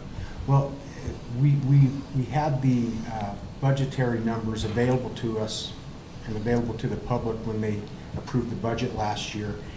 This presentation was presented in March of this year, pretty much before any projects had been bid. So, do you mind if Yeah. explain the timeline just for general these projects? All of these, understandably, were bid in 2025. 2024 would have been our budget process, so those numbers would have become publicly available on or by December 15th of 2024. That's when the adoption of the budget and the formalization of that occurs. And this presentation sounds like it happened mid-2025, including any updates or anything that then got awarded in 2025. So there probably would have been 2+ months of that being live and publicly available before those bids would have started going through the invitation for bid or request for proposal process. So any that were bid mid-year or later could have been up to 6 months, where that time would have been publicly presented. From a dollar standpoint, all of our projects that we presented to you, on average, they were 14% below the budgetary numbers. So there's not really a direct correlation between published budget numbers versus what we awarded. And for next year, we're going to see what the impact is of removing the physical estimate for each project. Right, that's what I was going to say. From the budget, We were because just it's no going to do longer a in there. capital fund project, budget pie, and that was going to be it. And there's no specific breakdown of each individual project and how much we're allocating for that. And I think what he's asking for is that the date that the bid went out, the date that it came in, and then when it was awarded. And I can provide that to you. Yeah, so that way gives us more of a feel of when how that all happened and came about. But overall, I like the cost savings I've seen on quite a few of these, so. Yeah. Awesome. So correct me if I'm wrong, Sherry, it seems to me like by the time we post something for bid to the time it gets awarded at a board meeting is somewhere between 6 weeks and 8 weeks. Sounds about right. Yes. Yeah. Okay. The other thing, from a local contractor standpoint, we had 7 of the 11 contractors were from the Pueblo area. 1 contractor from the Canyon City area, and we did have 3 projects in which no Pueblo area contractors bid those projects. And that's primarily because they were specialized projects, playground equipment, clarifiers and filters, those specialized type of projects. Yeah, and I appreciate that information. I think that's a great thing to celebrate when we do announce who the award goes to, where they're from, and the ties to the community. Yeah. Happy to answer any other questions you guys might have. One of the other thing I think would be beneficial too is to say start date, complete date. That would also let the community know, hey, we started on this time. I know we do that in general, but I really like this format that you got set up here. I really do. We and do then- have that in ClearGov. We update Yeah, that's all of our right. projects monthly in ClearGov, so we should see a lot of that information there. Yeah. Are we able to merge that so it comes out in like on this presentation? Well, I think to answer, I think I understand a evaluation or analysis or review that happens yearly after we've gone through that project cycle would probably be valuable after we've done that. But to Sean's point that at least those start dates and end dates are currently publicly available when those projects start. But as far as a review, that makes sense. I think I understand what you're asking. No, I really appreciate that. The biggest thing is that also I really would like to know the bid was sent out at this time and it was awarded at this time, and that gives us also something to Evaluate metrics for to see how. I feel that. Yeah. That's fair. Thank you, though. Thank you very much. I really You're like it. welcome. Thanks for putting it together, guys. Thank you. Great job. Okay, moving on to action items. Number 1, motion to approve a request for waiver of conflict of interest to allow Dietz and Davis to represent Pueblo West in matters related to the Pueblo Library. Carl Kuhn. Thank you very much, Vice President Axworthy. In late September, I got a phone call from counsel for the Pueblo City County Library District regarding the possibility that charging stations, thank you, that charging stations for an electric vehicle charging location at the Pueblo West Library might involve property that is owned by the Metro District. In the course of initial discussions, it came up that an attorney in our law firm had performed some legal work for the Library District a couple of years ago on a human resources matter. Because our firm had been counsel to the Library District in one matter, and we provide general counsel service to this district, there is the possibility of a conflict, even though it may be slim.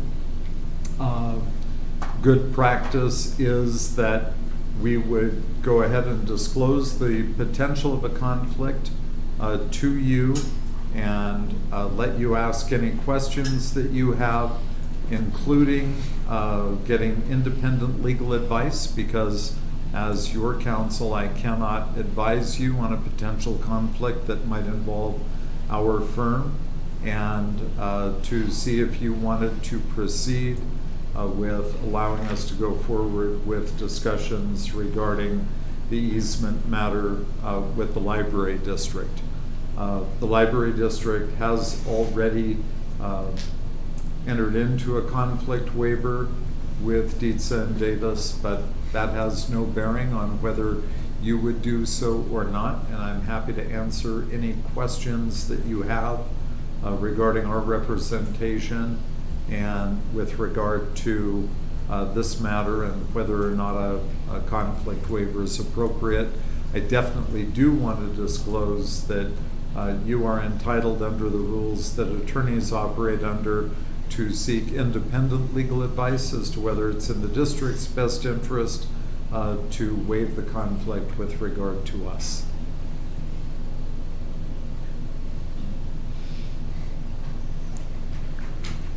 So my biggest question was, when we talked about this on Friday, or when we saw it on Friday, was how exactly, or what the actual issue is. And it sounds like it's an easement issue.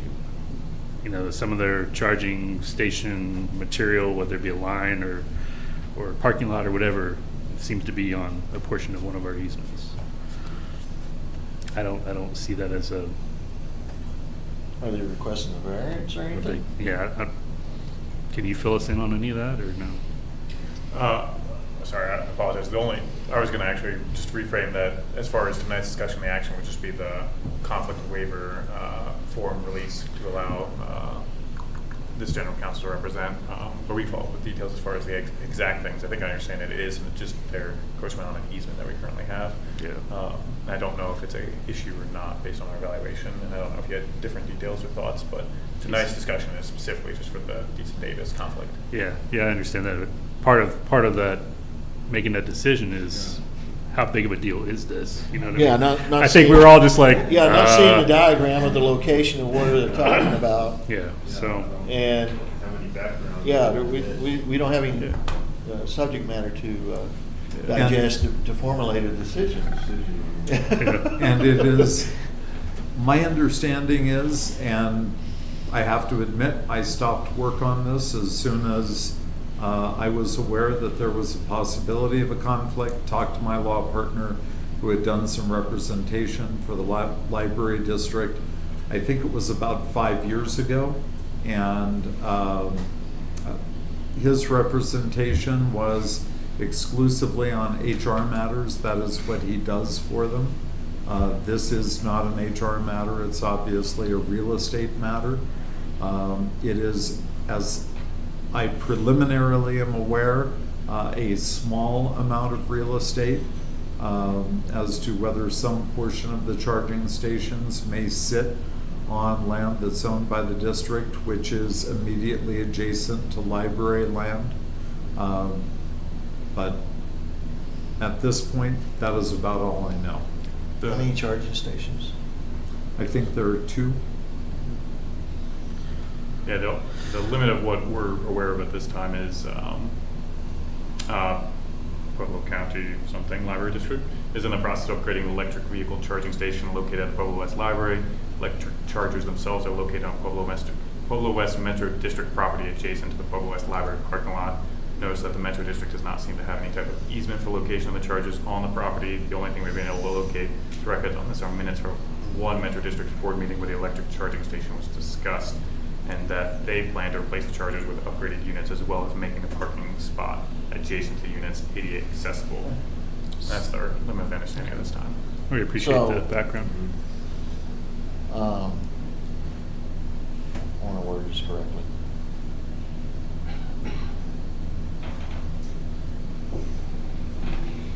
What is the cause and effect of their location? Is there not an alternative selection spot within their own easement? Well, I think going back to Christian's ask is that knowing what it's about, our decision today is basically just on the conflict of interest waiver. Do we approve Christian to sign the waiver, or do we not? And seek. Why is there attorneys involved in this? I guess. Because I think to process that, if it's going to retain it being on our property, there's going to be legal language drafted to ensure that there is an appropriate easement or some contractual agreement to state that it can stay there or it can be upgraded on that spot. To that point, having taken any direction tonight to review and further look into the material and follow up before we make a decision on that aspect. So we're thinking they're going to claim eminent domain and create their own variance and take that portion that they need? I can opine on that. Carl's shaking his head. I'm- So, I'm he didn't shak- expect that. I'm shaking my head because the hypothetical that you just posed is the last thing I can possibly I gave you imagine. the worst case scenario. That would get into questions as to whether the library district could condemn Pueblo West property or Pueblo West condemn library district property. I can't imagine that those issues would come up, but who knows? At this point, the real question is, would you like independent legal advice? Because we can't tell you whether you should enter into a waiver or not. Our rules prohibit us from doing that. The question is, do you feel comfortable with our firm representing the district if the library district is on the other side of the table? With an attorney from your law firm. Just for, With an attorney from your law firm. No, no, absolutely not. And thank you for raising that. They have independent counsel who handles this matter for them, who is completely unrelated from So our the only law. reason we're doing this is because an attorney at your law firm talked to the Pueblo County, whatever, library district 5 years ago about an HR thing. Yes. Yeah, it's a CYA. that's it, yeah. Okay. It was just flagged probably Yeah. when the case came up. I think we're good to go and move Sounds like forward an- with the waiver. yeah. I think so. You know, Yeah, so I'll entertain a motion I think so. as it's written on the agenda.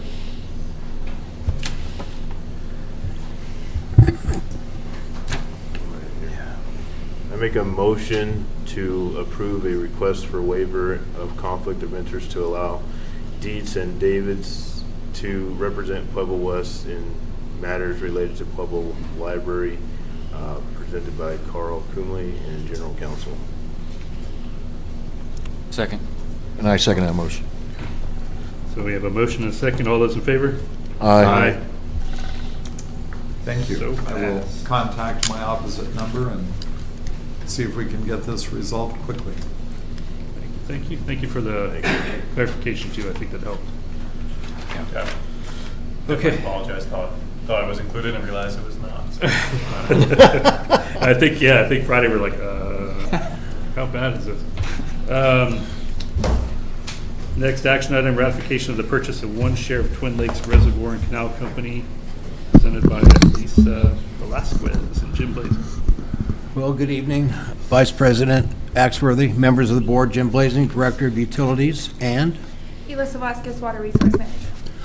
so as we explained last Friday, this was a purchase of a share of Twin Lakes, and we're here to get your ratification as such. We stand for any questions.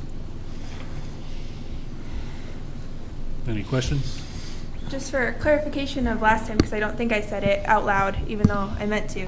It cost $60,000 for the single share of Twin Lakes Reservoir.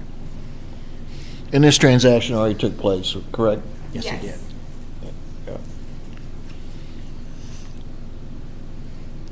And you see that was 1 acre feet? Yes, correct. Okay.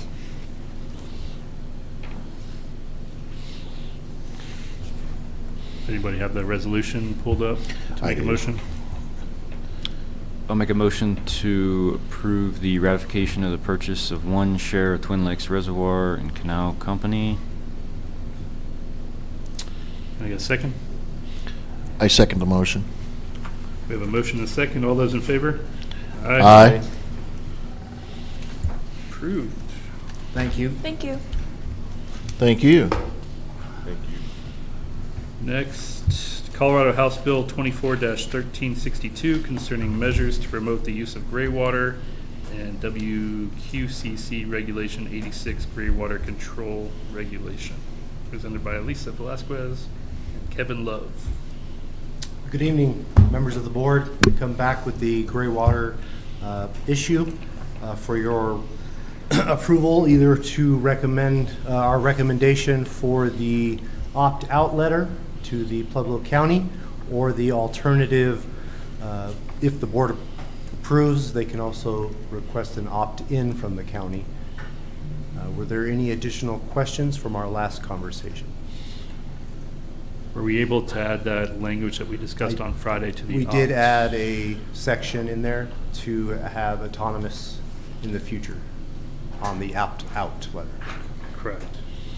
Okay, for that. I was just curious, Carl, just for legal purposes, on this opt-out, can you give us the cause and effect of that? Yeah, the statute says that use of gray water is allowed only in accordance with the terms and conditions of the decrees, contracts, and well permits applicable to the use of the source water rights or source water and any return flows from the source water, and gray water shall not the use of gray water shall not be allowed in a manner that is not allowed under such decrees, contracts, and permits. There was a discussion between Water Council, Mr. Crossa, and the water engineer, Mr. Leak, as to whether the implementation of a gray water system or gray water systems within the district would be in accordance with the district's decrees. And the conclusion that they came to is that the ultimate result could be that under the accounting in our decrees, Pueblo West might be in a position where they would be taking more water than they were entitled to, and that was their concern. Okay, thank you. And that's what would reduce our return flows. Yeah, so by allowing gray water, if we were to, we would they assumed we would be taking more water if we allow people to use gray water by basically claiming it twice. And that would cause us to go back to water court, which is what we talked about on Friday, or may cause us to go back to water court. The ability to reclaim that gray water, correct? Mhm. And I do have a bit more information from the regulations that I wanted to present to the board briefly. So there was additional control measures within the regulation that state agricultural irrigation with gray water is prohibited, meaning it can't irrigate anything food, so no gardens or things like that. And it also has to be subsurface irrigation, so it cannot be via sprinkler. It has to be subsurface between 4 inches and 12 inches underground to be approved through this specific regulation we are addressing.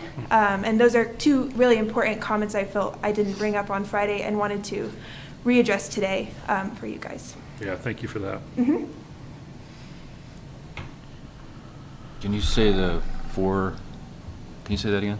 Not the whole thing, but just the piece on the 4 to, are you saying that you have to pull the water from 4 to whatever? No, that when you replace your sprinkler system with a subsurface irrigation system, the water has to be, or the system has to be between 4 inches and 12 inches underground. It has to be subsurface, Okay. like a drip irrigation under the soil. Okay. And that's all in the regulations that were written by the actual. Like a series of leach fields that you'd have to build to irrigate your lawn or what have you. Good to know. You can't build your own retention pond and use it then.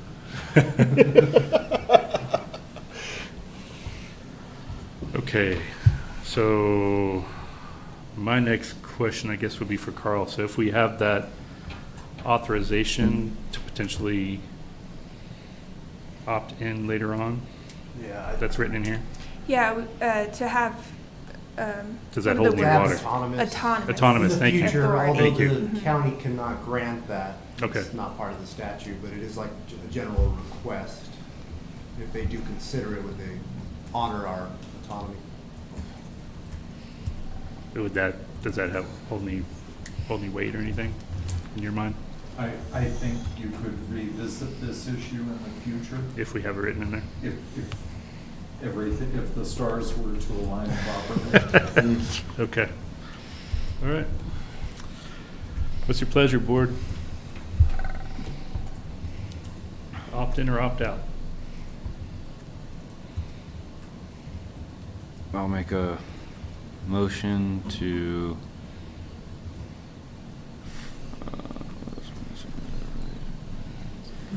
opt. Go ahead.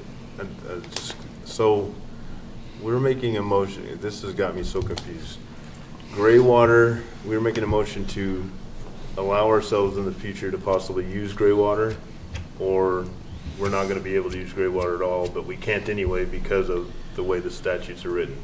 Yeah, so the current motion is to support the county's decision to not allow gray water at this time, but also to ask for autonomous decision-making in the future if they are able to grant that to us as a metropolitan district. So that would be opting out. Out, Okay. yes. So that's what I want to do, because I'm for gray water. I don't understand this stuff. So I'd like to make a motion, Resolution 2025, as a resolution urging the Pueblo County to opt out of allowing gray water systems. I second the motion. Okay, we have a motion and a second. All in favor? Aye. So moved. So Thank you. passed. Okay, thank you for that clarification too. I think that was helpful. Thank you very much. Next up, contract for sale of district property 868 East Industrial, presented by Marcos Reyes. Good evening, Vice President Axworthy and esteemed board members. Before you is a resolution, Marcos Reyes, Economic Support Specialist. Before you is a resolution authorizing the sale of property to Fosero LLC, which is 868 East Industrial, for $225,000. It's a 5.62 acre lot. Any questions regarding the sale? I think we've gone over this a couple times already. Yep. I'm ready to move forward with motion resolution number 2025, a resolution authorizing the sale of the property to Fosaro LLC, Pueblo West Metro District. Can we get a second? Second. We have a motion and a second. All those in favor? Aye. So passed. Next up, Thank you, contract- Marco. He's up again. Thank you. Contract for sale of district property to Westover Homes LLC. Again, Marcos Reyes, Economic Support Specialist. Before you is a resolution authorizing the sale of property to Westover Homes. There are 6 lots. They are offering $6,000 for each lot for a total of $36,000.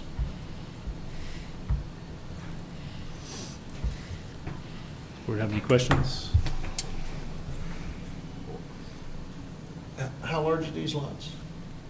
They range anywhere from 0.4 to maybe a little bit over their A4 residential lots, or listed as rural residential.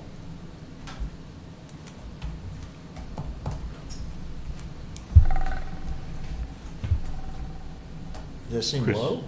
Well, initial offer, we offered them, they came to us, we told them if they bought 2 lots, we would sell each lot for $8,500 each. If they were willing to purchase 3 lots, that we would go ahead and sell them for $7,500 each. They countered, if they bought 6 lots, would we accept $6,000 each?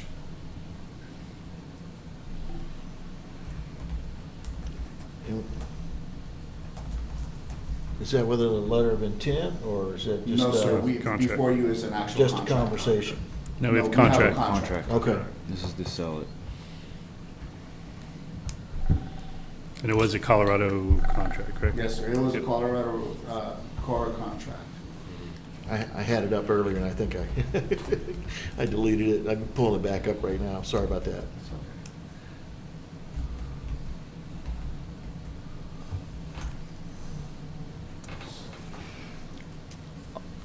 I'll make a motion to approve the to approve the resolution authorizing sale of property to Westover Homes LLC in Pueblo West Metro District. Have a motion? Second. Second. All those in favor? Aye.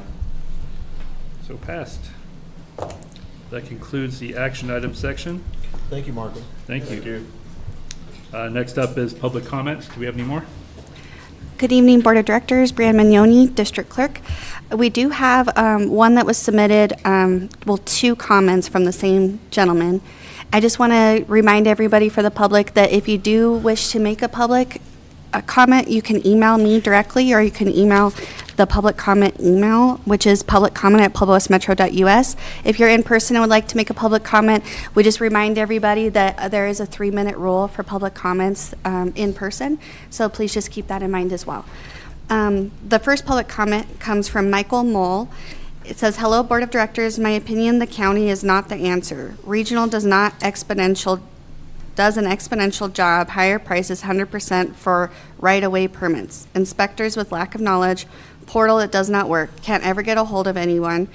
The list goes on and on. I own American Dirt Contractors. Please feel free to give me a call, and I could go on and on about the issue."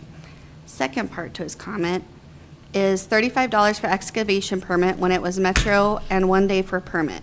Now it's $350 plus a bond for each address, totaling around $500 plus dollars in days for permit. That's almost a 200% increase in time and money, not to mention that the inspections don't get me started. It's a mess. PRPD is not the problem. End of comment. We get those typed up and sent I to will us, correct? email them to you. Appreciate it. Okay. Yep. So, And having a hard then- time following. Yes. Okay. Is there, Mr. Joe Mahaney would like to also make a public Yep. comment?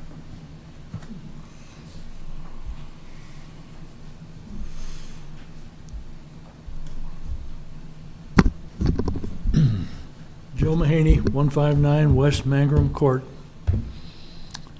Well, I'm a proponent of gray water, but my question now is, if we're asking the county to opt out because they can't use, they don't want anybody to use gray water, how are we going to irrigate the golf course with sprinklers? That's gray water. It's not potable. Are we going to start watering the golf course with treated water like we do the parks? I think that's a definition issue. Yes. I believe it's called something else if it's just coming. Doesn't fall under the definition, it's raw water. Thank you, raw water. Gray water would be coming out of the septic system. Well, Some way, shape, or form. The gray water that most people use, and a lot of people are using in Pueblo West, doesn't come out of the septic system. Well, you know what I mean, it's waste, I know. yes. It's mincing words. Right. But believe me, a lot of people are doing it, and it's a savings on, one of the arguments is that you would use more water. The people north of, that are on septic system, if they were to use the washing machine water instead of putting it in their septic system, they wouldn't use any more water than they already had. They'd actually use less. So it's a way to conserve water, which we, the district, many years ago agreed to reduce water consumption by 20%. And that's water already paid for, too. Yeah. Yeah. Yeah. So we understand. I think the biggest thing that people need to realize too, if the state's made some regulations as to how that water is used, if it's got to be subterranean. Did I say that right? Subsurface, thank you. Subterranean, subsurface, same. That complicates the matter, I would imagine. It's got to be 4 to 12 inches, was that correct? when the gray water thing was passed, and that's been 8-9 years ago, quite a while, this whole discussion that came up. Yeah. And the big problem is people using what they think is gray water, which might be out of their kitchen sink, for instance, that has a biomass problem with it. Yeah. But it's a way that can be properly adapted. Yeah, no, and I agree, and I think that's probably the regulation behind it and the cost associated with regulating it and whatnot is probably why county is not wanting to move forward with the use of gray water right now. And I think that's probably why we voted to back them on that, with a caveat of, can we visit this in the future if we can figure it out and ask for a variance? Okay. Thank you. Thank you, Joe. Thanks, Joe. Thank you. Okay, board member and district manager closing comments. Who would like to go first?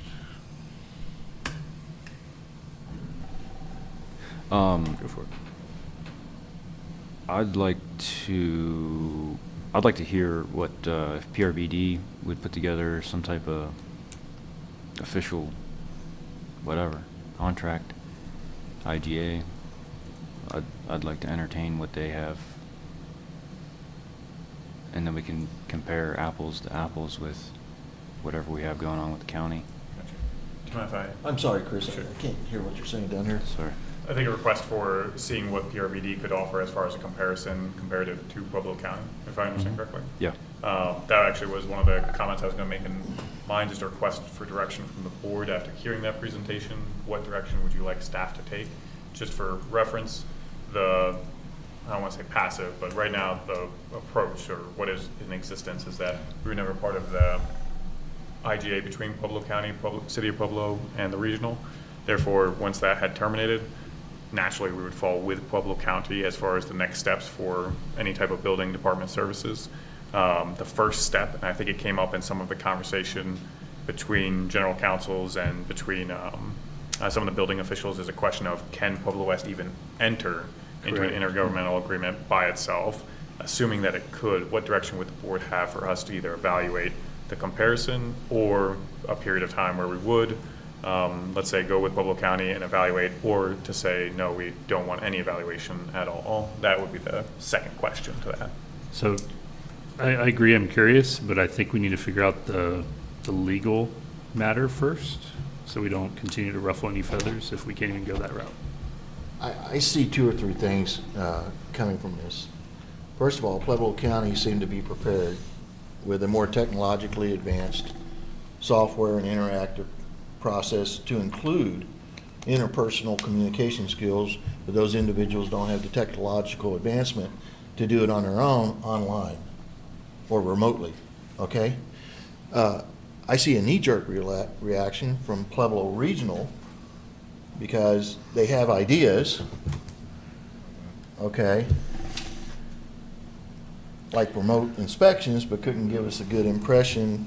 Well, you know, they could send us a snapshot of a gas line and we would certify it from there and rubber stamp it. But I mean, I could do the same thing and go online and cut and paste pictures from a proper installation of a gas line with a shutoff valve.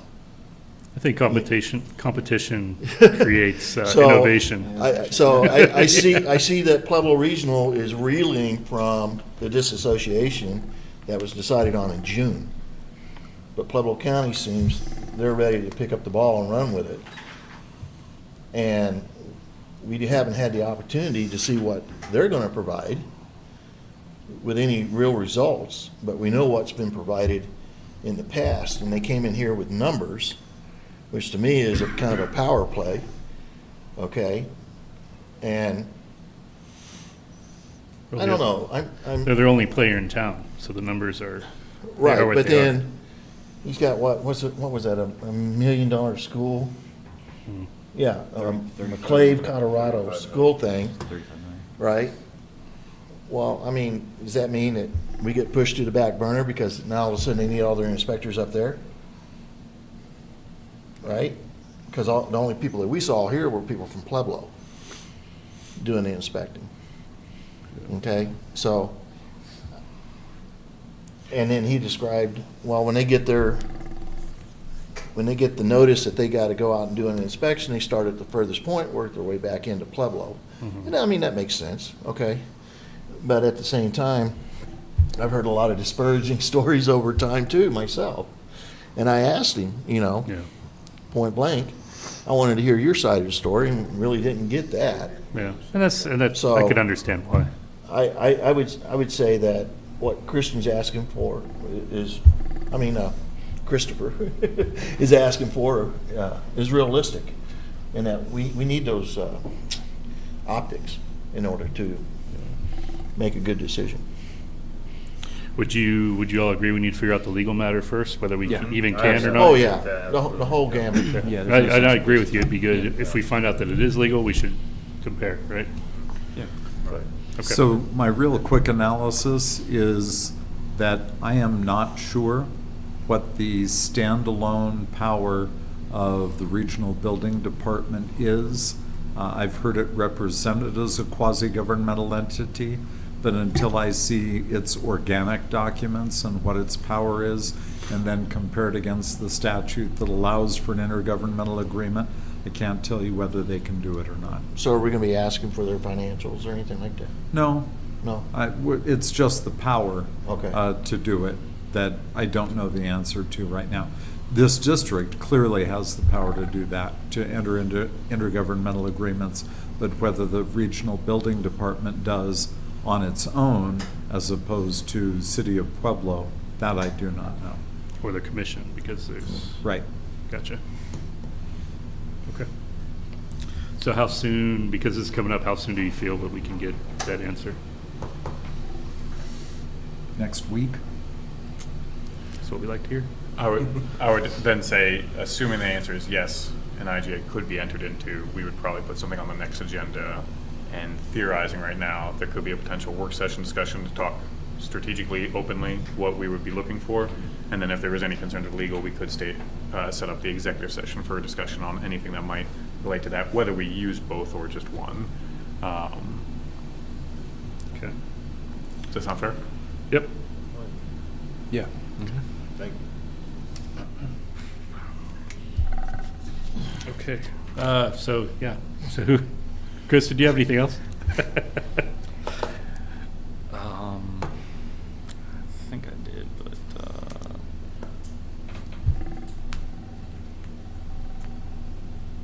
no. We can come back around. Yeah. Rod? I think there was a question, I'm not sure if this is an executive question or something that needs to be, but there was a question of what happened to the Waffle House. Did they just not, is there something that needs to be, right? I think, sure, just that it was their request to take it off at this time as they evaluate, I think, their overarching budget, financials, expectations of potential growth when it comes to that. So nothing internal for that. And if it comes back, we'll have it back on the agenda. Oh, okay. All right. The only other caveat is the conversation about another parcel that we had that was staged for action. Part of that was because there was competing purchases of different properties, so we wanted to have those both presented at the same time in the same manner. Since Waffle House shared that they were going to take that off, that's why it ended up in an executive session for discussion. Yeah. Yeah, so that's coming up later. Okay. And then one other question, have we looked into possibly, I know this will be a discussion item probably, moving presentations to Friday? Yes, so I have a quick snapshot of some of the things we've talked about in part of my comments. I was going to ask if there's any further, after a full iteration of the work session and the discussion, or the action meeting, any other changes, any other feedback there. Because the thing I did want to point out is action took about 20 minutes. Obviously, special presentations took a little bit, just a bit longer. So we'll have a conversation of how to move that to Fridays. We moved pretty well today. Yeah, I think so. So yeah, I'll ask for feedback. All right, thank you. Appreciate that. I don't have any additional comments. Okay. I don't have any more comments. Do you? So I'll rapid fire. One of the things that came from Friday was a public comment about when public comments were per each. We did respond to that person and share that there are public comment portions both in the Friday work session and the Monday, as we heard today. So I think that got feedback that clarified one of the concerns that they had. Appreciated that they were comfortable sharing that. I was going to talk about PRBD, but we covered that. Feedback from the board, if there's any at this time about this iteration for the trial period this first month. I shared feedback we've gotten so far. Move special presentations to Friday. Swap the discussion in the work session so the discussion is front-loaded on Friday. Those non-key staff or non-required to stay for a potential discussion later can get their information out, discussed, and then go back to their work days. That's a good point. Yeah. And then the idea of how this is so far, at least from our perspective, the action items did take about 20 minutes, and assuming no special presentations, we'll only look at public comments, action items, and executive session. after we get done with executive session tonight, that would be the conclusion of our meeting. So there is a very stark difference on how long these last compared to having to have discussion and action where discussion takes place in both environments. So there's some feedback to that from our perspective so far, but open for any other comments, questions, or feedback as far as how it's going on this first iteration. I like it, especially when we move the special presentations to Friday. My only concern is that missing one of these, you're out for 2 months. Just about, yeah. That's my Yeah, Basically, you 2 miss months. a whole month. Yep. Exactly, yeah. That's my only concern, but otherwise I like it. Fair enough. That's fair feedback. Any others? Mine's the same as his. It seems like if you miss one, you miss a lot. We only have a certain amount of time, and that's one of my only objections so far, that we can maybe see if we can mitigate. Understood.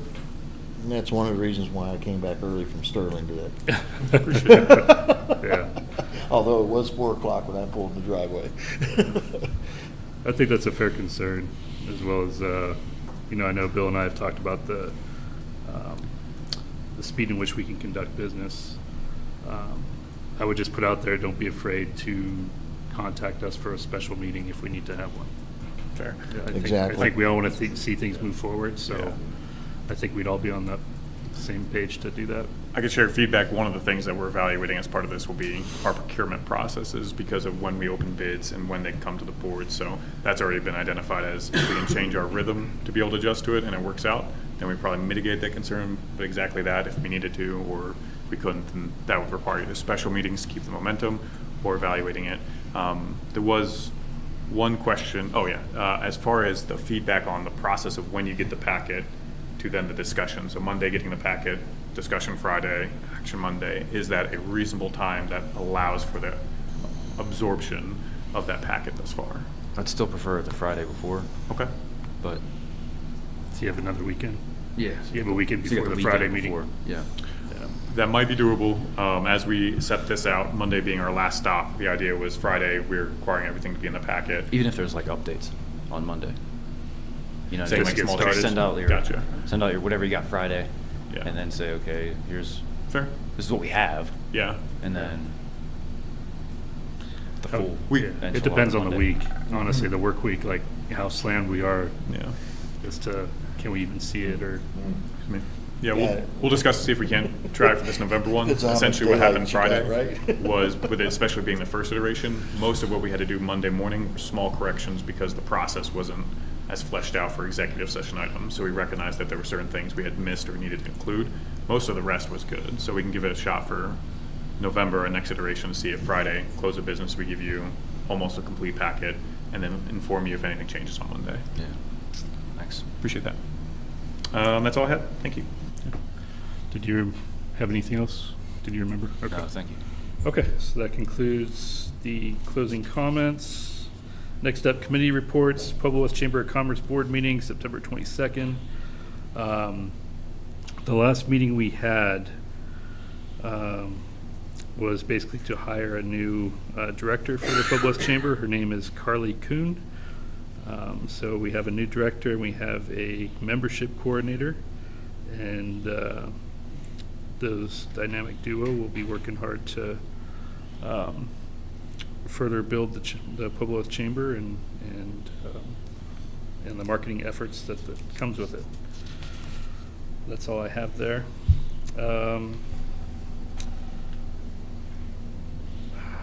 Besides, we did experience a passing of a board member, Troy English. Troy was on the board and he recently passed away. So sad news there. 6A committee meeting, Mr. Roberts. Okay, so I actually wasn't there, but I did contact Bill Vickers, the president, who was in attendance with that. And I think Brian was there also. And Bill felt that the meeting went well.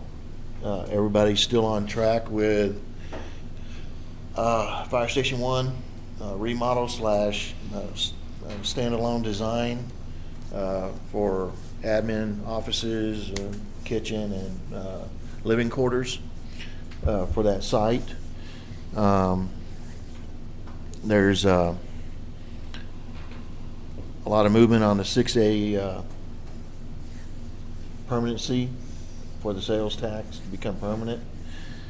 But I don't see any of our projects being delayed with our current budget, and Bill felt the same way. So I can only pass on what he shared with me and how I feel also.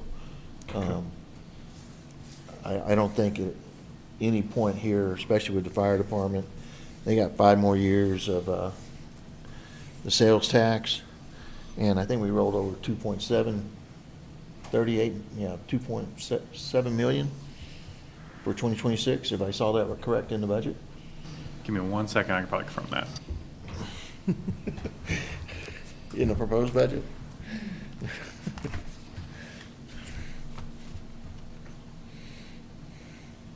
$2.6, current estimated. Okay. Anything else? No, that's all for my report on the 6A committee meeting. Pueblo Economic Development Corporation Board meeting. Mr. Pasterday. Yeah, so City of Pueblo announced termination of their contract with Pedco a couple weeks ago.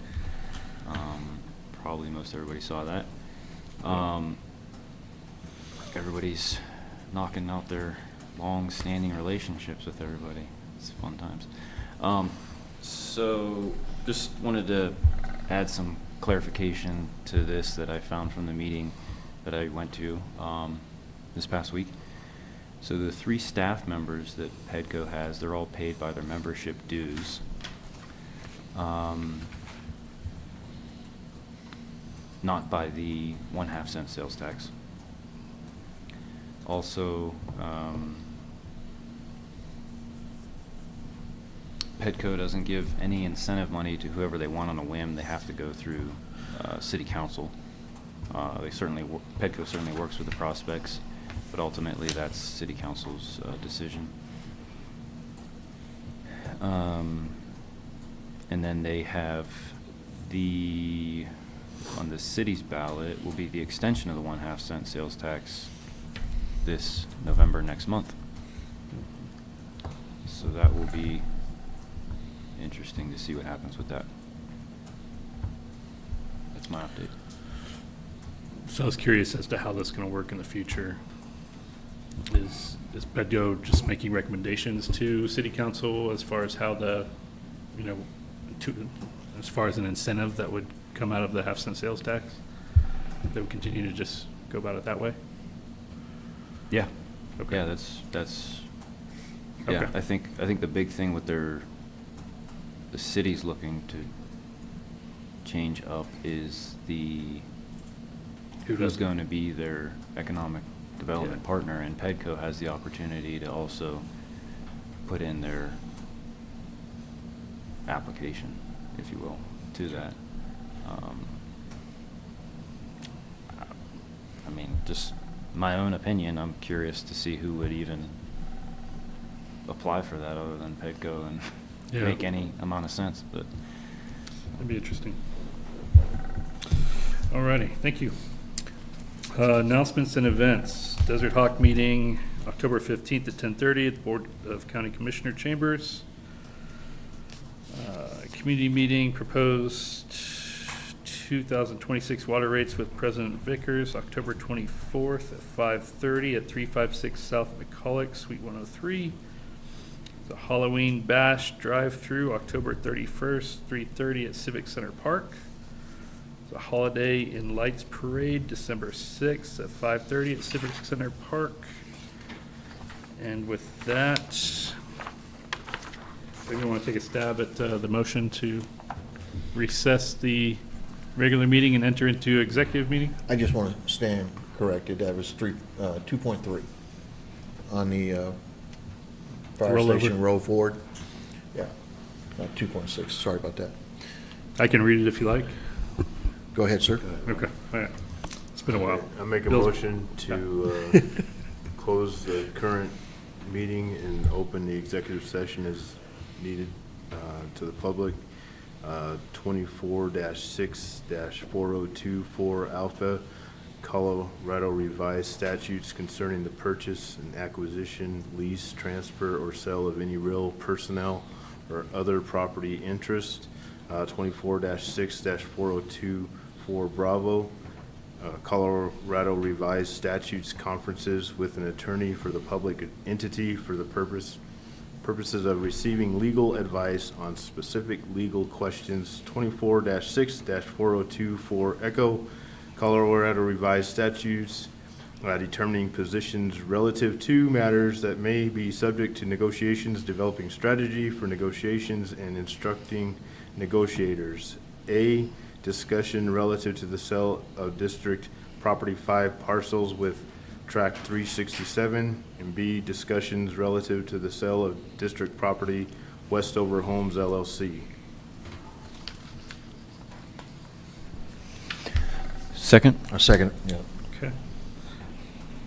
All those in favor? Aye. We do a 5-minute break. Yeah, with the 5-minute break. So our regular meeting is on pause for the executive session with the 5-minute break. Thank you.